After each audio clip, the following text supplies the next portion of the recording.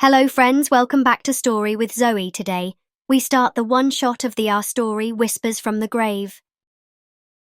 रात का अंधेरा अपने चरम पर था। गुसु शहर के बाहरी इलाके में फैला यिनलिंग कब्रिस्तान एक भयानक खामोशी में डूबा हुआ था। ठंडी हवा के झोंके सूखी पत्तियों को इधर उधर उड़ा रहे थे, मानो वो किसी अदृश्य ताकत के इशारों पर नाच रही हों। इस जगह के बारे में शहर भर में अजीब अजीब अफवाहें फैली हुई थीं। रात के बाद वहां जाने वाला इंसान कभी वापस नहीं लौटता। पिछले 2 हफ्तों में वहां 4 लाशें मिल चुकी थीं। हर एक लाश पर अजीब से प्रतीक, सिंबल्स खुदे हुए थे, मानो किसी ने जानबूझकर उन्हें बनाया हो। पुलिस ने कई बार जांच की, पर कोई सुराग हाथ नहीं आया। अब ये केस वांगशियन, गुसुलैन क्लेन के अनुशासन प्रिय अन्वेषक लान वांगजी और अपने हटके तरीकों के लिए मशहूर बेबाक अन्वेषक वेई वूशियन के पास पहुंच चुका था। तुम सच में सोचते हो कि यह बस एक सीरियल किलिंग है? वेई वूशियन ने कहा। उसकी आवाज में हल्की उत्सुकता थी। जब तक सबूत न मिल जाए, किसी निष्कर्ष पर पहुंचना जल्दबाजी होगी। लान वांगजी ने शांत स्वर में जवाब दिया। दोनों उस समय कब्रिस्तान के बाहरी हिस्से में खड़े थे। वेई वूशियन ने चारों ओर देखा। घनी धुंध, सूखे पेड़ों की सरसराहट और अंधेरे में हिलती परछाइयां। यह जगह किसी भूतिया किस्से से कम नहीं लग रही थी। वैसे तुम घबराए हुए तो नहीं हो? वेई वूशियन ने मुस्कुराते हुए छेड़ा। मैं घबराता नहीं, लान वांगजी ने संक्षिप्त जवाब दिया। वे दोनों कब्रिस्तान के अंदर बढ़े। जमीन गीली थी और हर कदम पर पैर धंसते हुए लग रहे थे। कुछ दूर चलने के बाद वे एक पुरानी कब्र के पास रुके, जिस पर हाल ही में किसी ने लाल रंग से अजीब से प्रतीक बनाए थे। यह वही निशान है जो लाशों पर पाए गए थे। लान वांगजी ने अपनी मशाल उस पर डाली। अचानक हवा में एक ठंडी लहर दौड़ गई। सूखे पत्ते तेजी से उड़ने लगे और पेड़ों की शाखाएं एक अजीब सी चीख की तरह चरमराने लगीं। ये क्या था? वेई वूशियन ने चौकन्ने होकर पूछा। शायद हवा, लान वांगजी ने कहा, पर उसकी आंखें उस कब्र पर जमी रहीं। तभी अचानक कब्र के पीछे से एक काली परछाई सरसराती हुई गुजरी। परछाई इतनी तेज थी कि उसकी आकृति ठीक से देखी नहीं जा सकी, लेकिन उसकी गति और भयावह उपस्थिति ने दोनों को कुछ पलों के लिए सन्न कर दिया। तुमने भी देखा? वेई वूशियन की आवाज में हल्का तनाव था। लान वांगजी ने सिर हिलाया। यह कोई मामूली केस नहीं है, लान वांगजी फुसफुसाए। वे दोनों आगे बढ़ने ही वाले थे कि अचानक एक ठंडी हथेली ने वेई वूशियन का कंधा पकड़ लिया। उसकी रीढ़ में ठंडक दौड़ गई। लानजान, कोई मेरे पीछे है। जैसे ही वेई वूशियन ने पीछे मुड़कर देखा, एक सफेद कपड़ों में लिपटी धुंधली आकृति वहां खड़ी थी। उसकी आंखें खाली और काली थीं, मानो उनकी गहराई में कोई अंत ही न हो। आकृति के होंठ बुदबुदा रहे थे, पर उसकी आवाज साफ नहीं सुनाई दे रही थी। भागो! लान वांगजी ने वेई वूशियन का हाथ खींचा और वे दोनों तेजी से भागते हुए कब्रिस्तान के बाहर निकले। पीछे से आती बुदबुदाहट अब धीरे धीरे एक चीख में बदल गई थी, इतनी भयानक कि सुनने वाले का खून जम जाए। कब्रिस्तान के बाहर आते ही वेई वूशियन ने हाँफते हुए पूछा, यह क्या था? वो आत्मा थी। लान वांगजी की आवाज में एक अजीब सा यकीन था। और मुझे लगता है कि यह शुरुआत भर है। वेई वूशियन की धड़कनें अब भी तेज थीं। उसका दिल इतनी जोर से धड़क रहा था कि उसे लग रहा था जैसे छाती फट जाएगी। लान वांगजी का चेहरा हमेशा की तरह शांत था, मगर उसकी आंखों में हल्की चिंता साफ झलक रही थी। तुम ठीक हो? लान वांगजी ने उसके कंधे पर हाथ रखते हुए पूछा। वेई वूशियन ने लंबी सांस ली और सिर हिलाया। ठीक हूं, लेकिन जो अभी हुआ वो वाकई डरावना था, उसने कांपती आवाज में कहा। हमें इस आत्मा का सच जानना होगा, लान वांगजी ने गंभीर लहजे में कहा। अगले दिन वे दोनों गुसु शहर के पुलिस स्टेशन पहुंचे। इंस्पेक्टर झाओ, जो इस केस पर काम कर रहे थे, पहले ही उनकी प्रतीक्षा कर रहे थे। आप दोनों के पास कोई सुराग है? इंस्पेक्टर झाओ ने पूछा। हमें लगता है कि ये हत्याएं किसी आत्मा से जुड़ी हैं, लान वांगजी ने सीधे शब्दों में कहा। इंस्पेक्टर झाओ ठहाका मारकर हंसा। आत्मा? उसने व्यंग्य से कहा। महोदय, यह 21वीं सदी है। आत्माओं की कहानियां सिर्फ बच्चों को डराने के लिए होती हैं। फिर इन लाशों पर बने ये निशान क्या कहते हैं? वेई वूशियन ने टेबल पर कुछ तस्वीरें फेंकते हुए कहा। तस्वीरों में वो अजीबोगरीब प्रतीक साफ दिख रहे थे।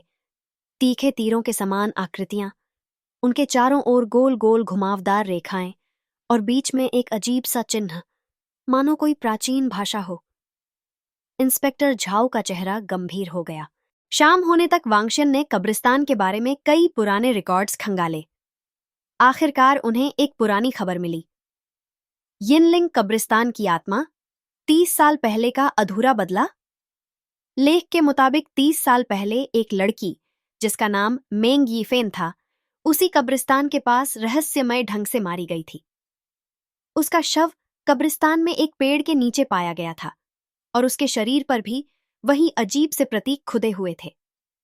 लोगों का मानना था कि उसकी आत्मा अब भी वहां भटक रही है, अपने हत्यारे का बदला लेने के लिए। क्या ये वही आत्मा है? वेई वूशियन ने धीमे स्वर में कहा।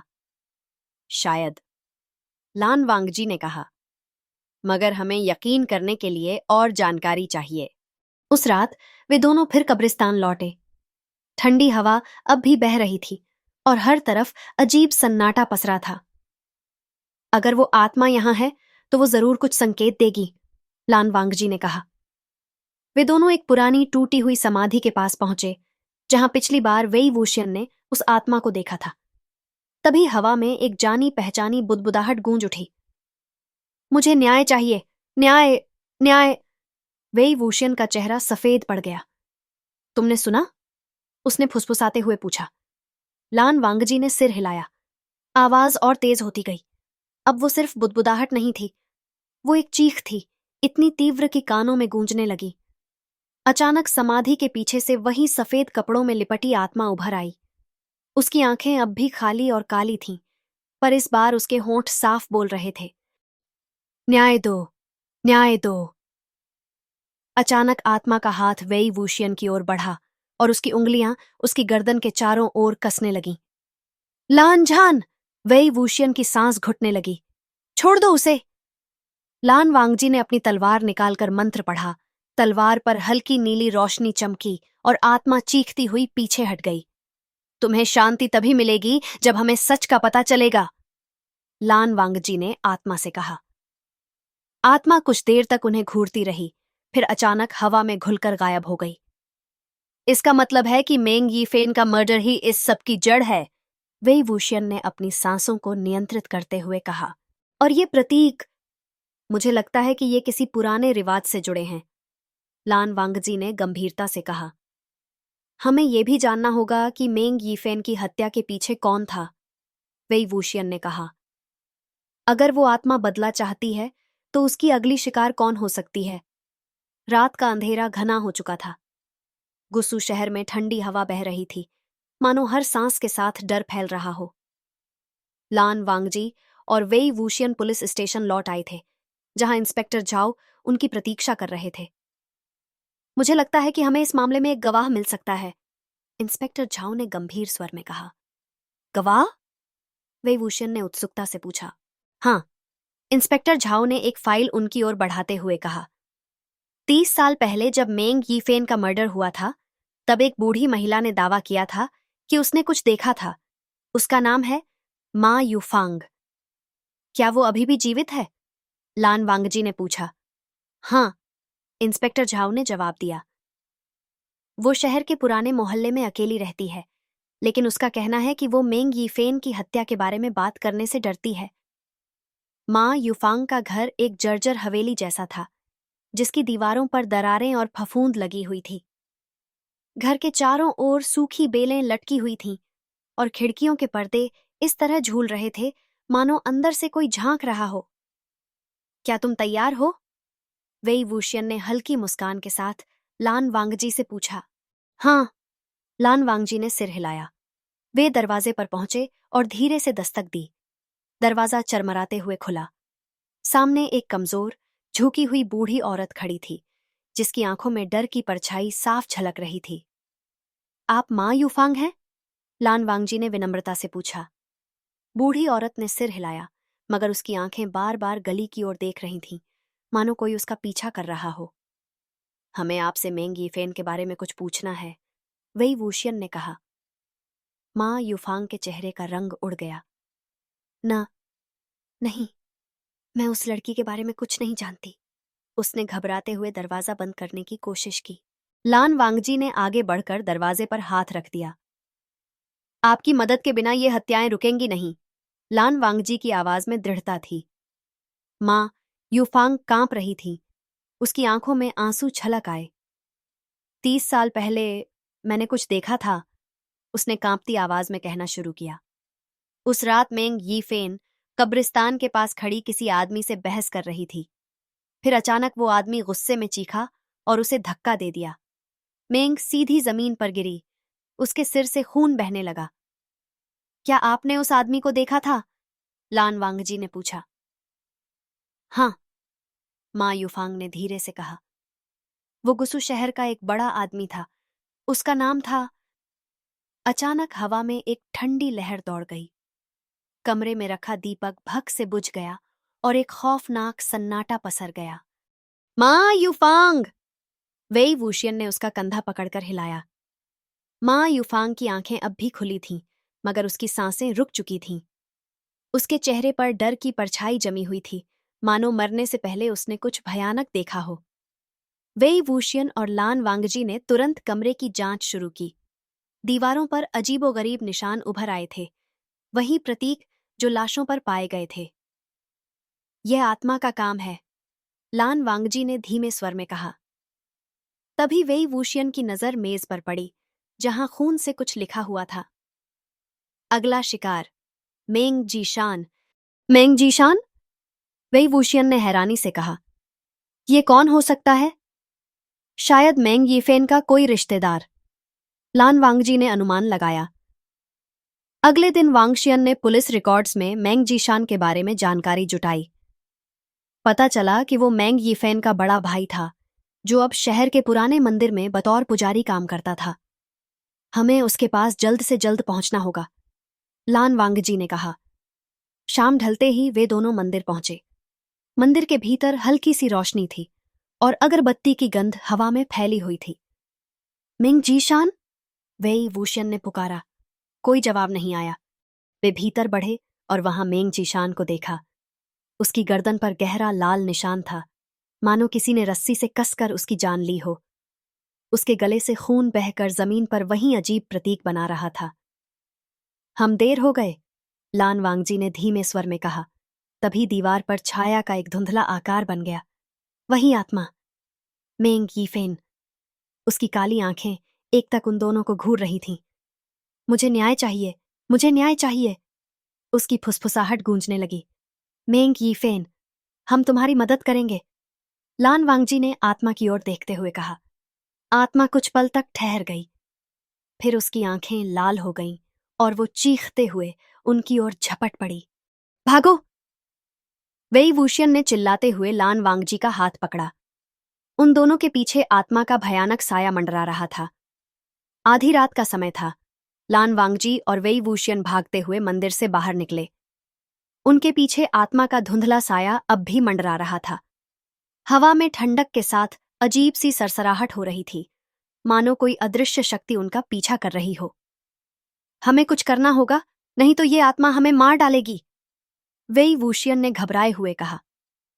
हमें इसकी मौत के पीछे का सच पता करना होगा, लान वांगजी ने दृढ़ स्वर में जवाब दिया। अगली सुबह वे दोनों इंस्पेक्टर झाओ के ऑफिस में बैठे थे। मेंग यीफेन के हत्यारे के बारे में कोई नई जानकारी मिली? लान वांगजी ने पूछा। इंस्पेक्टर झाओ ने एक पुरानी फाइल खोलते हुए कहा। हाँ, हमने मेंग जीशान के दोस्तों से बात की थी। उसके मुताबिक मेंग जीशान को हाल ही में अजीब अजीब फोन कॉल्स आ रही थीं। फोन करने वाला बार बार कहता था, तू अगला है। क्या कोई नाम सामने आया? वेई वूशियन ने पूछा। इंस्पेक्टर झाओ ने एक तस्वीर उनकी ओर बढ़ाई। उसमें एक अधेड़ उम्र का आदमी दिख रहा था, जिसकी आंखें गहरी और चेहरे पर घनी झुर्रियां थीं। इसका नाम है फूल यांग, इंस्पेक्टर झाओ ने बताया। 30 साल पहले मेंग यीफेन के मर्डर केस में इसका नाम संदिग्धों में था, मगर सबूतों के अभाव में इसे छोड़ दिया गया था। वांगशियन तुरंत फू लियांग के घर पहुंचे। उसका घर शहर के बाहरी इलाके में एक पुरानी कोठरी जैसा था, जहां अंधेरा और खामोशी पसरी हुई थी। दरवाजा हल्के से खुला हुआ था। लगता है कोई है अंदर, लान वांगजी ने फुसफुसाते हुए कहा। दोनों ने सावधानी से भीतर कदम रखा। घर में चारों ओर बिखरी हुई चीजें पड़ी थीं। मेज पर एक पुरानी तस्वीर रखी थी, जिसमें मेंग यीफेन, मेंग जीशान और फू लियांग एक साथ खड़े थे। ये तीनों तो दोस्त थे, वही वुशियन ने हैरानी से कहा। तभी कमरे के कोने से हल्की आवाज आई। दोनों ने तुरंत अपने तलवारें संभाल लीं। कौन है वहां? लान वांगजी ने आवाज लगाई। धीरे धीरे एक कांपता हुआ आदमी बाहर आया। फू लियांग। उसका चेहरा सफेद पड़ चुका था और आंखों में डर समाया हुआ था। प्लीज मुझे छोड़ दो, उसने घबराई आवाज में कहा। हमें सच बताओ, वेई व्यूशियन ने सख्ती से कहा। तुम्हें धमकी देने वाला कौन था? फू लियांग कांपते हुए बोला।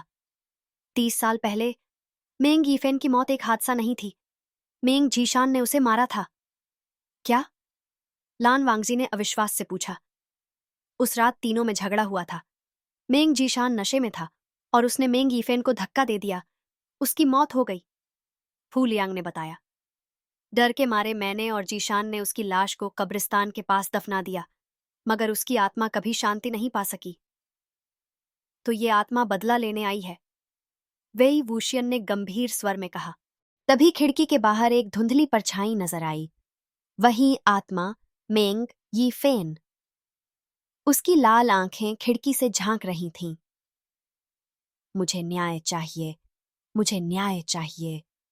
उसकी भयानक फुसफुसाहट हवा में गूंजने लगी। अचानक दरवाजा जोर से खुला और आत्मा फू लियांग की ओर लपकी। नहीं! फू लियांग चीखते हुए पीछे हटा, मगर उसकी गर्दन पर अदृश्य रस्सी कस गई। वह जमीन पर गिरा और उसकी आंखें खुली की खुली रह गईं। उसकी गर्दन पर वही भयानक लाल निशान था। ये आत्मा तब तक नहीं रुकेगी जब तक इसे न्याय नहीं मिल जाता, लान वांगजी ने गंभीर स्वर में कहा। पुलिस ने फू लियांग के मरने के बाद उसकी डायरी बरामद की। उसमें साफ साफ लिखा था कि मेंग जीशान ने मेंग यीफेन को मारा था और फू लियांग ने उसका राज छुपाया था। अब आत्मा का अगला शिकार कौन होगा, ये साफ नहीं था। फू लियांग की मौत के बाद पूरे शहर में डर का माहौल था। लोग अंधेरा होते ही घरों में दुबक जाते थे। लान वांगजी और वेई वुशियन जानते थे कि अगर इस रहस्यमयी आत्मा को रोकना है तो उन्हें उसके असली मकसद का पता लगाना होगा। उस रात घना कोहरा छाया हुआ था। वेई वुशियन और लान वांगजी मेंग यीफेन की कब्र की ओर बढ़ रहे थे। हवा में अजीब सी ठंडक थी और हर कदम के साथ सन्नाटे की खौफनाक आवाज गूंज रही थी। तुम्हें यकीन है कि ये आत्मा वहीं मिलेगी? वेई वुशियन ने फुसफुसाते हुए पूछा। आत्मा का मकसद न्याय पाना है। ये अपनी कब्र के पास जरूर आएगी, लान वांगजी ने दृढ़ स्वर में कहा। जैसे ही वे दोनों कब्रिस्तान के फाटक पर पहुंचे, एक अजीब सा कंपन महसूस हुआ। पेड़ के पत्ते खड़खड़ाने लगे और ठंडी हवा उनके चेहरे पर लगी। यहां कुछ गड़बड़ है, लान वांगजी ने तलवार संभालते हुए कहा। मेंग यीफेन की कब्र पर पहुंचते ही वेई वुशियन ने देखा कि वहां जमीन पर लाल रंग से कुछ लिखा हुआ था। मेरी मौत का गुनहगार अब बच नहीं पाएगा। लगता है ये आत्मा सिर्फ बदला लेने आई है, वेई वुशियन ने धीमी आवाज में कहा। तभी कब्र के पीछे एक परछाई लहराई। वही आत्मा, मुझे न्याय चाहिए। आत्मा की आवाज गहरी और डरावनी थी। उसकी आंखें खून की तरह लाल चमक रही थीं और उसके बाल बिखरे हुए थे। तुम क्या चाहती हो? लान वांगजी ने गंभीर आवाज में पूछा। मुझे मारने वाला अब भी जिंदा है, आत्मा की आवाज हवा में गूंज उठी। लेकिन फू लियांग मर चुका है, वेई वुशियन ने जवाब दिया। नहीं, असली गुनहगार कोई और है, आत्मा ने दहाड़ते हुए कहा। वेई वुशियन ने अपनी तलवार निकाली और मंत्र पढ़ने लगा। अचानक आत्मा हवा में ऊपर उठने लगी और उसका शरीर भयानक रूप में बदल गया। उसकी त्वचा पर गहरे जख्म उभरने लगे और उसके चारों ओर काले धुएं का गुब्बार घिरने लगा। सच बोलो, असली कातिल कौन है? लान वांगजी ने गरजते हुए कहा। आत्मा ने कांपती आवाज में कहा।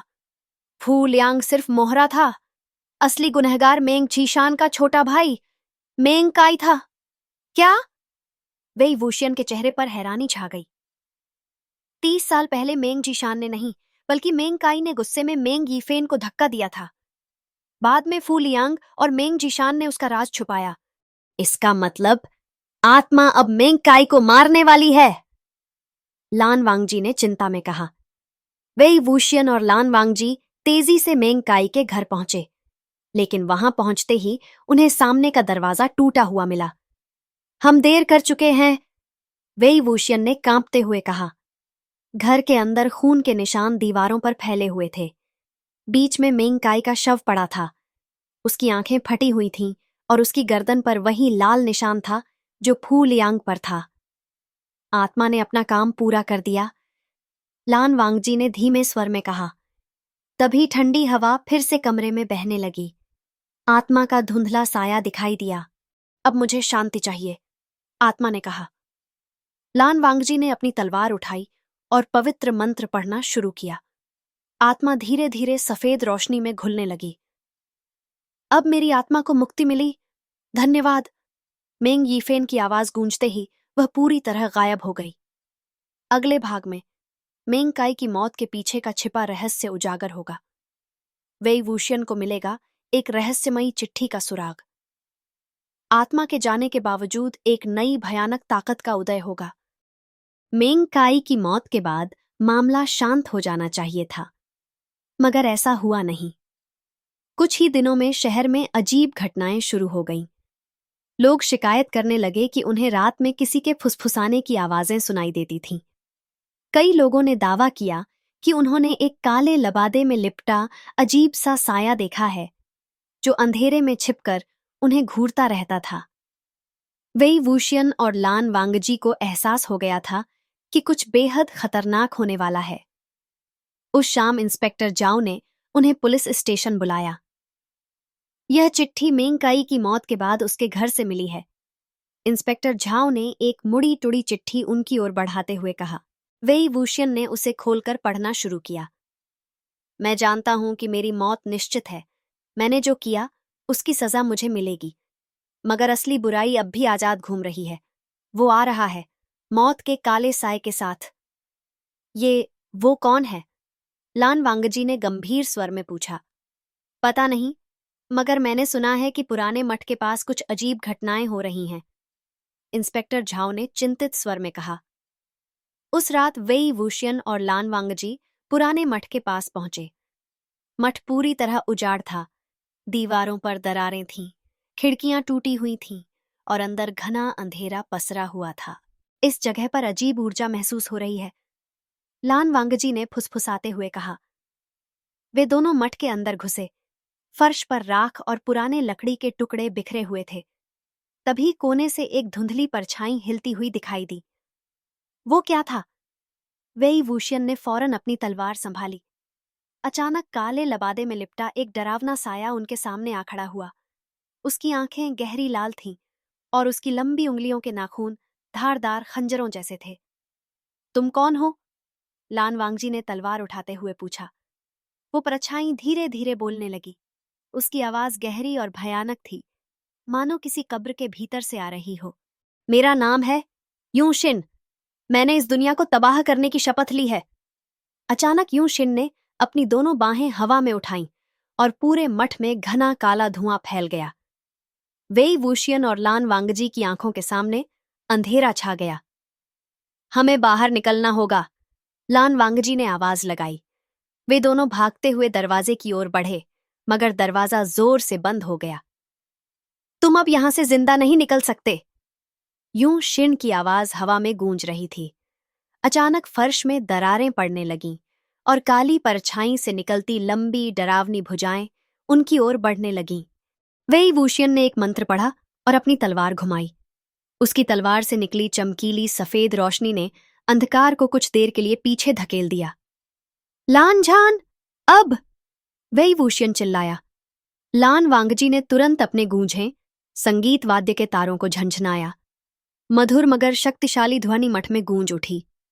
यूं शिर्ण की परछाई चीखने लगी और धीरे धीरे धुआं बनकर हवा में विलीन हो गई। वेई वूशियन ने फर्श पर बिखरी हुई राख को गौर से देखा। उसमें एक कागज का टुकड़ा दबा हुआ था। उस पर एक अजीब चिन्ह बना हुआ था, जो एक अर्धचंद्र और तलवार के बीच एक आंख के समान दिखता था। ये क्या है? लान वांगजी ने चिन्ह को गौर से देखते हुए पूछा। शायद यह किसी खतरनाक पंथ का निशान है, वेई वूशियन ने गंभीरता से कहा। यूशिन का मकसद सिर्फ हत्या नहीं था, ये कुछ बड़ा प्लान कर रहा है। यूशिन की परछाई के गायब होने के बाद भी मठ में एक अजीब सी नकारात्मक ऊर्जा बाकी थी। वेई वूशियन और लान वांगजी जानते थे कि यह सिर्फ शुरुआत थी। यूशिन की शक्ति कहीं अधिक खतरनाक थी, और उसका मकसद महज कुछ लोगों को मारना नहीं था। अगली सुबह वेई वूशियन और लान वांगजी गांसू शहर के प्राचीन अभिलेखालय पहुंचे। वहां का संरक्षक, बूढ़ा शू फेंक, उन्हें देखता ही बोला, तुम लोग यहां क्यों आए हो? हमें 30 साल पहले के किसी रहस्यमयी पंथ के बारे में जानकारी चाहिए, लान वांगजी ने गंभीर स्वर में कहा। शू फेंक का चेहरा डर से सफेद पड़ गया। तुम उस पंथ की बात कर रहे हो जो मृत्यु के सेवक कहलाते थे? मृत्यु के सेवक? वेई वूशियन ने आश्चर्य से पूछा। शू फेंक ने कांपते हाथों से एक पुरानी किताब निकाली। उसके पन्ने पीले पड़ चुके थे और उसमें बने चित्र भयावह थे। ये पंथ 30 साल पहले सक्रिय था। वे अंधकारमय शक्तियों का उपयोग कर आत्माओं को बुलाते थे। माना जाता है कि उनके नेता का नाम यूं शिन था, वही जो अब एक काली परछाई बन चुका है। लेकिन उसे रोकने का कोई तरीका? लान वांगजी ने पूछा। शू फेंक ने एक पृष्ठ पलटा और कांपते हुए बोला, यूं शिन को रोकने का एक ही तरीका है, मृत्यु का एम्यूलेट, डेथ एम्यूलेट। यह एम्यूलेट उसी मठ के नीचे दफन है जहां यूं शिन पहली बार मारा गया था। मगर ध्यान रहे, उसे पाना आसान नहीं होगा। वेई वूशियन और लान वांगजी उसी रात मठ पहुंचे। वहां की दीवारों पर काले धब्बे अब और गहरे हो चुके थे। हवा में एक अजीब सी गंध थी, मानो कुछ सड़ रहा हो। ये जगह पहले से ज्यादा डरावनी लग रही है, वेई वूशियन ने फुसफुसाते हुए कहा। वे दोनों मठ के तहखाने में उतरने लगे। सीढ़ियां जर्जर थीं और हर कदम पर धूल का गुब्बार उठ रहा था। नीचे का कमरा गहरा अंधकारमय था, मानो रोशनी वहां पहुंचते ही दम तोड़ दे। तुम्हें कुछ महसूस हो रहा है? लान वांगजी ने धीरे से पूछा। वेई वूशियन ने अपनी तलवार पर एक मंत्र फूंककर उसे रोशन किया। हल्की रोशनी में उन्हें सामने की दीवार पर वहीं अर्धचंद्र और तलवार के बीच आंख का निशान दिखाई दिया। यह वही निशान है, वेई वूशियन ने हैरानी से कहा। सावधान रहना, हमें यहां अकेले होने का एहसास सिर्फ भ्रम हो सकता है, लान वांगजी ने कहा। जैसे ही वे दीवार के पास पहुंचे, ठंडी हवा का एक झोंका कमरे में फैल गया। हवा में अस्पष्ट सी फुसफुसाहटें गूंजने लगीं। कोई आ रहा है, वेई वूशियन ने चिंतित स्वर में कहा। तभी दीवार पर बनी आंख चमकने लगी और वहां से काले धुएं का गुब्बार निकलने लगा। धुएं के भीतर कई विकृत चेहरे बनते और मिटते जा रहे थे। हमारी आत्माएं मुक्ति चाहती हैं, कई आवाजें एक साथ गूंजने लगीं। अचानक धुआं भयंकर रूप में फैलने लगा और उन मृत आत्माओं ने भौतिक रूप ले लिया। वे मानव शरीर की तरह दिख रही थीं, मगर उनकी आंखें गहरी काली थीं और उनके चेहरों पर पीड़ा के निशान थे। भागो! लान वांगजी ने चीखते हुए कहा। वेई वूशियन ने अपनी तलवार घुमाई और एक पवित्र मंत्र पढ़ा। तलवार से निकली चमकीली रोशनी ने कुछ आत्माओं को पीछे धकेल दिया, मगर वे लगातार आगे बढ़ती रहीं। ये तब तक नहीं रुकेंगी जब तक एम्यूलेट नहीं मिलेगा, लान वांगजी ने कहा। वे दोनों तेजी से तहखाने के दूसरे कोने की ओर भागे। वहां फर्श पर एक चिन्ह बना हुआ था, एक त्रिभुज, जिसके बीचों बीच एक अर्धचंद्र था। यही है, वेई वूशियन ने चाकू से फर्श को कुरेदा। नीचे मिट्टी के अंदर एक छोटा लोहे का डिब्बा दिखाई दिया। जैसे ही वेई वूशियन ने उसे उठाया, आत्माएं जोर से चिल्लाने लगीं। वे गुस्से में कांपती हुई उनकी ओर बढ़ने लगीं। लानझान, जल्दी कुछ करो! लान वांगजी ने गूंजे के तार छेड़े और उसकी मधुर ध्वनि हवा में फैल गई। आत्माएं दर्द से कराहते हुए पीछे हटने लगीं। वेई वूशियन ने डिब्बे को खोला। उसमें एक काले रंग का अम्यूलेट रखा था, जिस पर लाल रंग में मंत्र खुदा हुआ था। बस यही चाहिए था। उन्होंने अम्यूलेट को हवा में उठाया और उस पर मंत्र पढ़ा। अमुलेट से सफेद प्रकाश निकला जिसने आत्माओं को जलाकर राख कर दिया। जब सब कुछ शांत हो गया तभी दीवार पर यूं शिन का चेहरा उभर आया। उसकी आंखें लाल अंगारों की तरह चमक रही थीं। तुमने मुझे हर बार रोका है वेई वूशियन, मगर अगली बार मैं तुम्हें मार डालूंगा। आवाज के साथ ही यूं शिन का चेहरा गायब हो गया, मगर उसकी गूंज अब भी हवा में बाकी थी। यू शिन का चेहरा दीवार पर धीरे धीरे मिट गया था, मगर उसकी गूंज अब भी हवा में तैर रही थी। वेई वूशियन और लान वांगजी जान गए थे कि यूं शिन इतनी आसानी से हार मानने वाला नहीं था। वेई वूशियन और लान वांगजी मठ के बाहर पहुंचे। सुबह की हल्की रोशनी में भी मठ की दीवारों पर बने काले धब्बे अब भी साफ दिख रहे थे, जैसे यूं शिन का प्रभाव अब भी वहां मंडरा रहा हो। यूं शिन के डर से ये मठ वीरान पड़ा है, लान वांगजी ने गहरी सांस लेते हुए कहा। मगर अब उसके पास लौटने का रास्ता खत्म हो चुका है। कम से कम मुझे तो ऐसा ही लगता है, वेई वूशियन ने कहा, मगर उसकी आवाज में विश्वास की कमी थी। गांसू के अभिलेखालय में बूढ़े शू फेंक ने अम्यूलेट को ध्यान से देखा। उसकी आंखों में चिंता की लकीरें खिंच गईं। इस अम्यूलेट पर सिर्फ एक मुहर लगी हुई है, शू फेंक ने चिंतित स्वर में कहा। इसका क्या मतलब है? लान वांगजी ने पूछा। इस पर 3 पवित्र मोहरें होनी चाहिए थीं, 3 शक्तिशाली मंत्र जो यूं शिन को पूरी तरह बांध सके। मगर लगता है 2 मोहरें पहले ही तोड़ी जा चुकी हैं। तो इसका मतलब है कि यूं शिन अब और ज्यादा ताकतवर हो चुका है? वेई वूशियन की आवाज में चिंता थी। शू फेंक ने सिर हिलाया। अगर यूं शिन ने तीसरी मुहर को भी तोड़ दिया तो उसे रोकना नामुमकिन हो जाएगा। उसी रात पास के गांव शियाओ में अजीब घटनाएं होने लगीं। लोगों ने देखा कि उनके घरों के बाहर काले धब्बे उभरने लगे थे।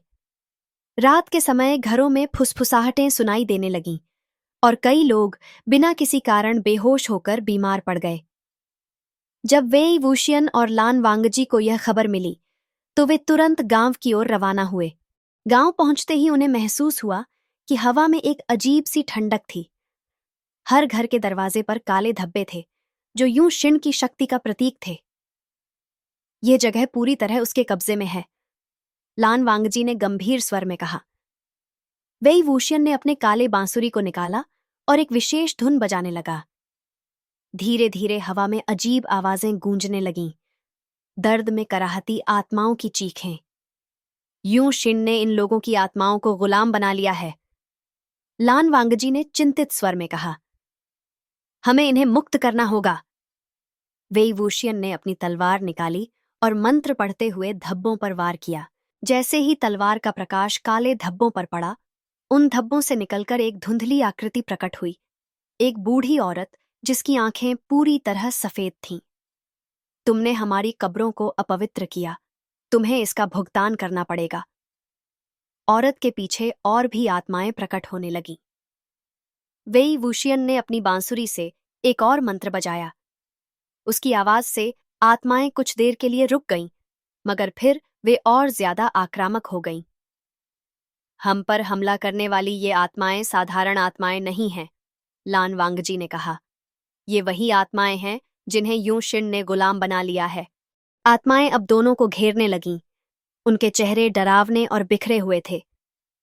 लानझान, तुम मंत्र पढ़ो, मैं उन्हें रोकता हूं। वेई वूशियन ने तलवार से उन पर वार करना शुरू किया। लान वांगजी ने अपने गूंजे के तारों को छेड़ा। उसकी मधुर ध्वनि ने आत्माओं को और कमजोर कर दिया। यही सही मौका है। लान वांगजी ने अम्यूलेट को हवा में उठाया और मंत्र पढ़ना शुरू किया। अम्यूलेट से निकलती सफेद रोशनी ने आत्माओं को जलाना शुरू कर दिया। दर्द में चीखती हुई आत्माएं एक एक कर राख में बदल गईं। जब सब कुछ शांत हो गया तभी हवा में फिर वही जानी पहचानी आवाज गूंजने लगी। तुम लोग सोचते हो कि इस तरह मुझे रोक सकते हो? दीवार पर एक बार फिर यूं शिन की लाल आंखें चमक उठीं। तीसरी मुहर बहुत जल्द टूट जाएगी और तब तुम्हारी बांसुरी, तुम्हारा गूंजे, सब बेकार हो जाएगा। आवाज के साथ ही यूं शिन की परछाई फिर से गायब हो गई, मगर उसकी उपस्थिति अब और भी भयावह लग रही थी। शियाओ गांव के लोग अब भी डरे हुए थे। यूं शिन की परछाई के जाने के बाद भी गांव में अजीब सी ठंडक बनी हुई थी। हवा में ऐसा महसूस हो रहा था जैसे किसी की नजर हर कोने पर टिकी हो। वेई वूशियन और लान वांगजी गांव के मुखिया बूढ़े ली चांग के घर पहुंचे। तुम दोनों ने उन राक्षसी आत्माओं को भगा दिया, मगर खतरा अब भी खत्म नहीं हुआ है, ली चांग ने कांपती आवाज में कहा। तुम्हें ऐसा क्यों लगता है? लान वांगजी ने पूछा। ली चांग ने घर के कोने में रखा एक पुराना लकड़ी का बक्सा निकाला। उस बक्से में एक प्राचीन ग्रंथ था जिसकी जिल्द पर काले धब्बे पड़े थे। यह ग्रंथ वर्षों से हमारी पीढ़ी के पास है। मेरे दादा ने इसे सुरक्षित रखने की जिम्मेदारी दी थी। इसमें लिखा है कि अगर यूं शिन की तीनों मोहरें टूट जाएं तो उसे रोकने का एक ही उपाय होगा। वो क्या है? वेई वूशियन ने उत्सुकता से पूछा। ली चांग ने कांपते हाथों से ग्रंथ खोला। तीसरी मुहर टूटने के बाद यूं शिन का असली शरीर अपनी कब्र से बाहर आएगा। उसे रोकने के लिए हमें उसकी आत्मा को वापस उसकी कब्र में बांधना होगा, मगर ऐसा तभी संभव है जब हम उसकी कब्र का असली स्थान ढूंढ सकें।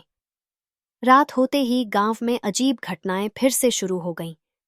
लोगों के घरों में सामान अपने आप गिरने लगा। बच्चों ने हवा में परछाइयां देखने का दावा किया और कुछ लोग सोते सोते अचानक चीखते हुए जागने लगे। एंटरटेक्स्ट। धुआं आसमान में फैलने लगा और उसी के साथ कुएं की दीवारों पर बनी तीसरी मुहर तेजी से टूटने लगी। हमें उसे रोकना होगा। वेई वूशियन ने अपनी बांसुरी निकाली और एक जोरदार धुन बजानी शुरू की। लान वांगजी ने अपनी गूंजें के तार छेड़े, मगर यूं शिन की शक्ति अब बहुत बढ़ चुकी थी। उनकी धुनें उसका प्रभाव कम नहीं कर पा रही थीं। तुम दोनों उसे नहीं रोक सकते, यूं शिन की आवाज गूंजने लगी। लान वांगजी ने एमुलेट को हाथ में लिया और मंत्र पढ़ने लगा। अमुलेट से निकलती सफेद रोशनी यूं शिन पर पड़ते ही उसकी परछाई जलने लगी। मगर तभी अब बहुत देर हो चुकी है। यूं शिन की आत्मा धुएं के साथ ऊपर उठी और तीसरी मुहर पूरी तरह टूट गई। गांव के चारों ओर एक भयावह कंपन होने लगा। जमीन में दरारें पड़ने लगीं और कई मकान ढहने के कगार पर थे। अचानक बूढ़े लीचांग ने भागते हुए एक रहस्यमयी नक्शा लाकर वेई वूशियन को दिया। यूं शिन की असली कब्र यही है, उसकी आत्मा को वहीं वापस भेजना होगा। नक्शे के अनुसार यूं शिन की कब्र मठ के पीछे स्थित एक गुप्त सुरंग में थी। हमें जल्दी चलना होगा, लान वांगजी ने कहा। गांव में हर तरफ अफरा तफरी मची थी। यूं शिन की तीसरी मुहर के टूटते ही उसकी दहशत ने पूरे क्षेत्र को अपनी चपेट में ले लिया था। लोग घरों में दुबके हुए थे और हवा में एक अजीब सा डरावना सन्नाटा पसरा हुआ था। वेई वूशियन और लान वांगजी जल्दी से मठ के पीछे पहुंचे। नक्शे के अनुसार वहां जमीन पर एक पत्थर की पटियां रखी थी जिस पर धुंधले अक्षरों में कुछ खुदा हुआ था। यही है वो जगह, लान वांगजी ने कहा। वेई वूशियन ने अपनी बांसुरी निकाली और एक विशेष सुरक्षात्मक धुन बजाई।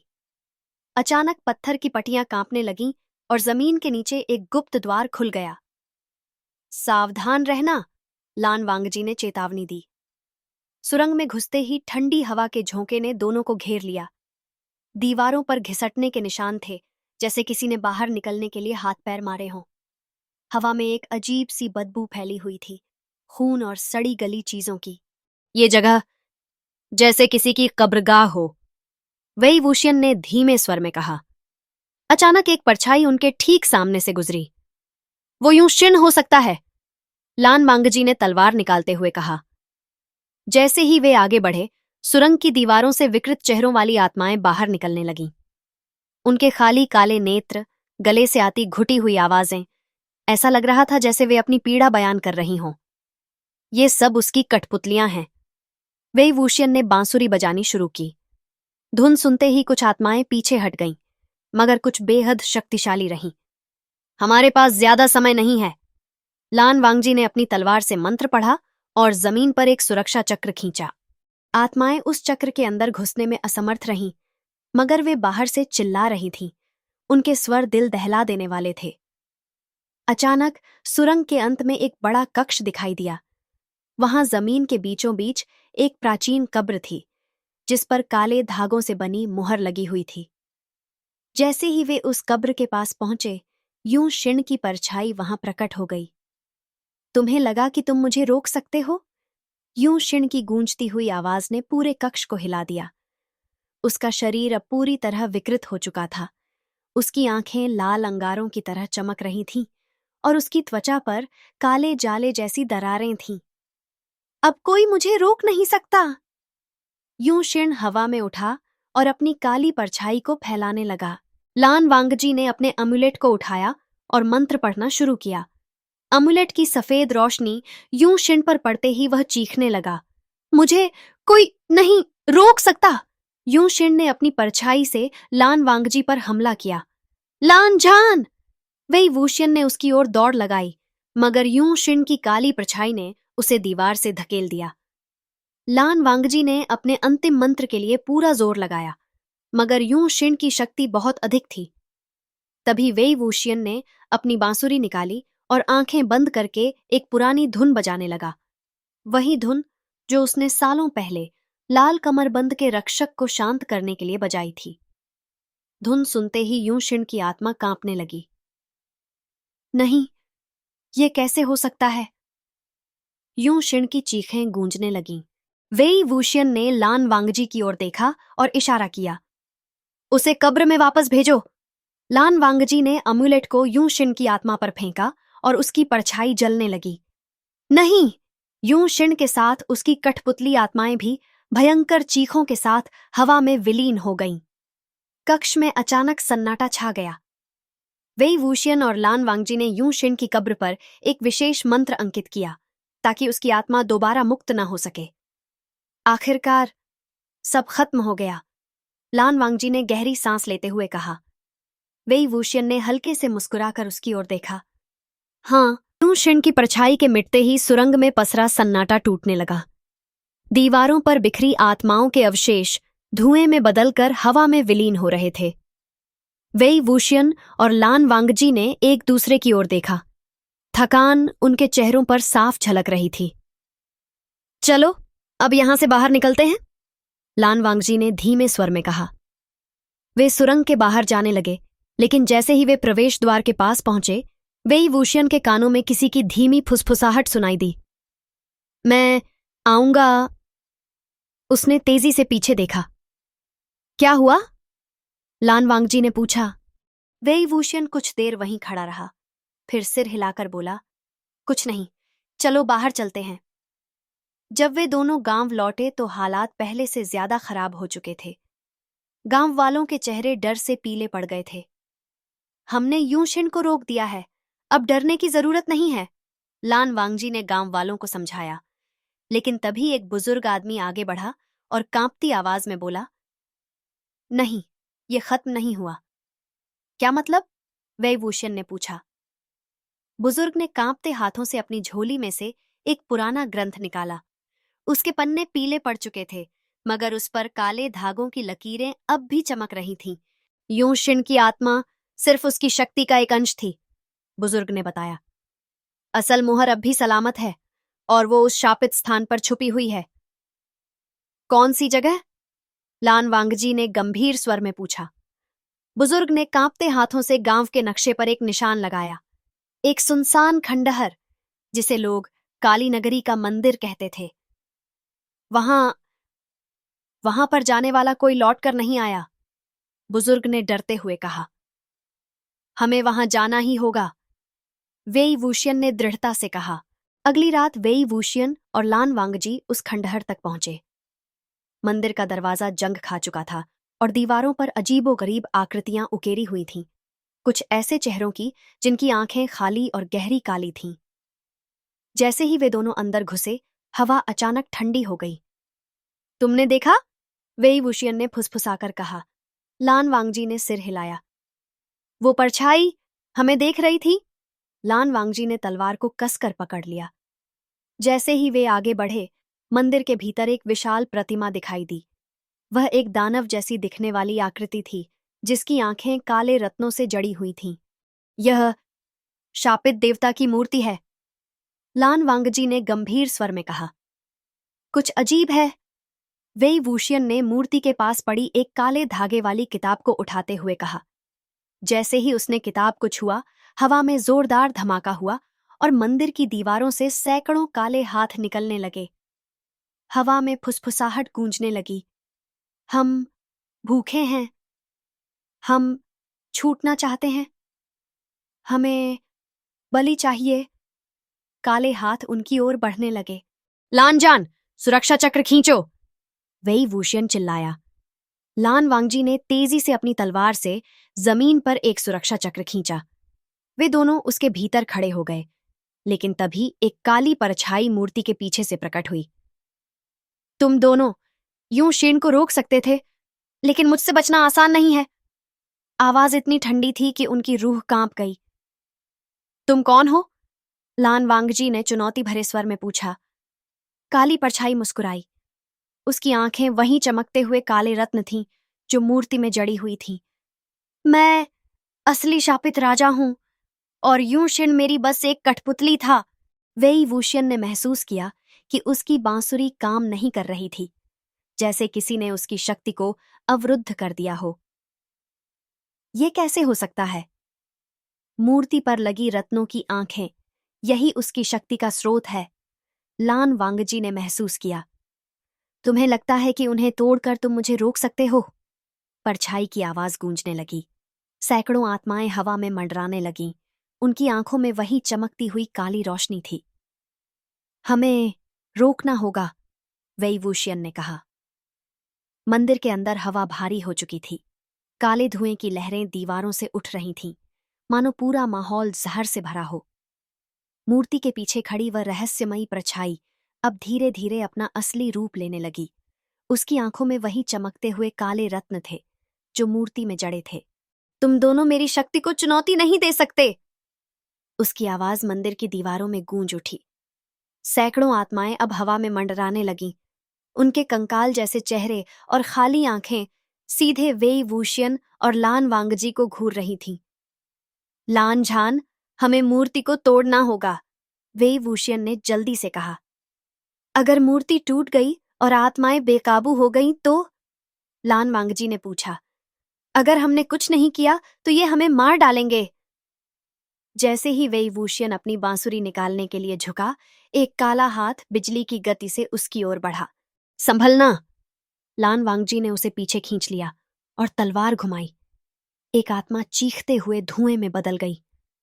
तुम बच नहीं सकते! परछाई का स्वर और गहरा हो गया। अचानक मूर्ति की आंखों से काले रोशनी के गोले निकलने लगे। वेई वूशियन ने तेजी से अपनी बांसुरी बजानी शुरू की, लेकिन ध्वनि मंद पड़ गई, जैसे उसके सुर किसी अदृश्य दीवार से टकराकर लौट रहे हों। इसका जादू बांसुरी को दबा रहा है। लान वांगजी ने तलवार को और कसकर पकड़ा। मंदिर के फर्श पर काली लकीरें फैलने लगीं। वे लकीरें मंदिर की दीवारों तक रेंग रही थीं, मानो जमीन के नीचे कुछ जाग रहा हो। ये बुरा संकेत है, लान वांगजी ने फुसफुसाते हुए कहा।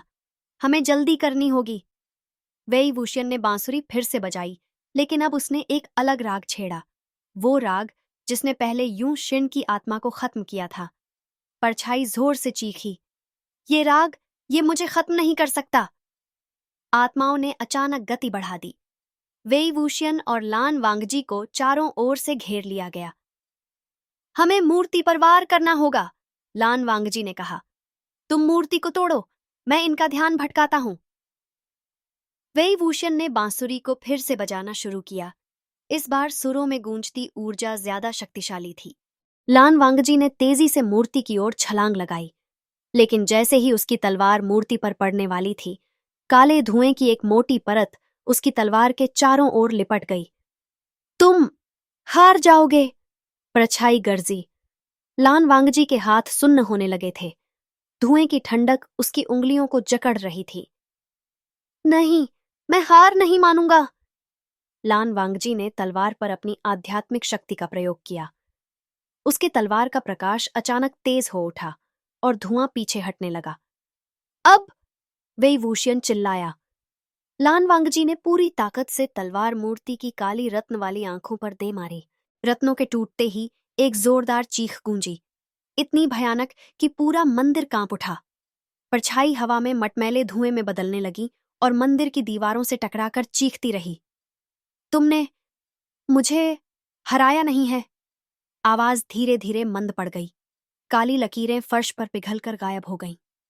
मंदिर की दीवारें अब ठोस पत्थरों जैसी लग रही थीं और हवा में फैला अंधकार साफ हो गया था। हमने कर दिखाया, वेई वुशियन ने थककर जमीन पर बैठते हुए कहा। लान वांगजी ने मंदिर के दरवाजे की ओर देखा। बाहर से गांव वालों की आवाजें सुनाई दे रही थीं। अब वे सुरक्षित हैं, लान वांगजी ने कहा।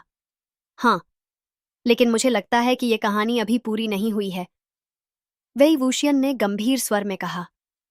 मंदिर के खंडहर अब सन्नाटे में डूब चुके थे।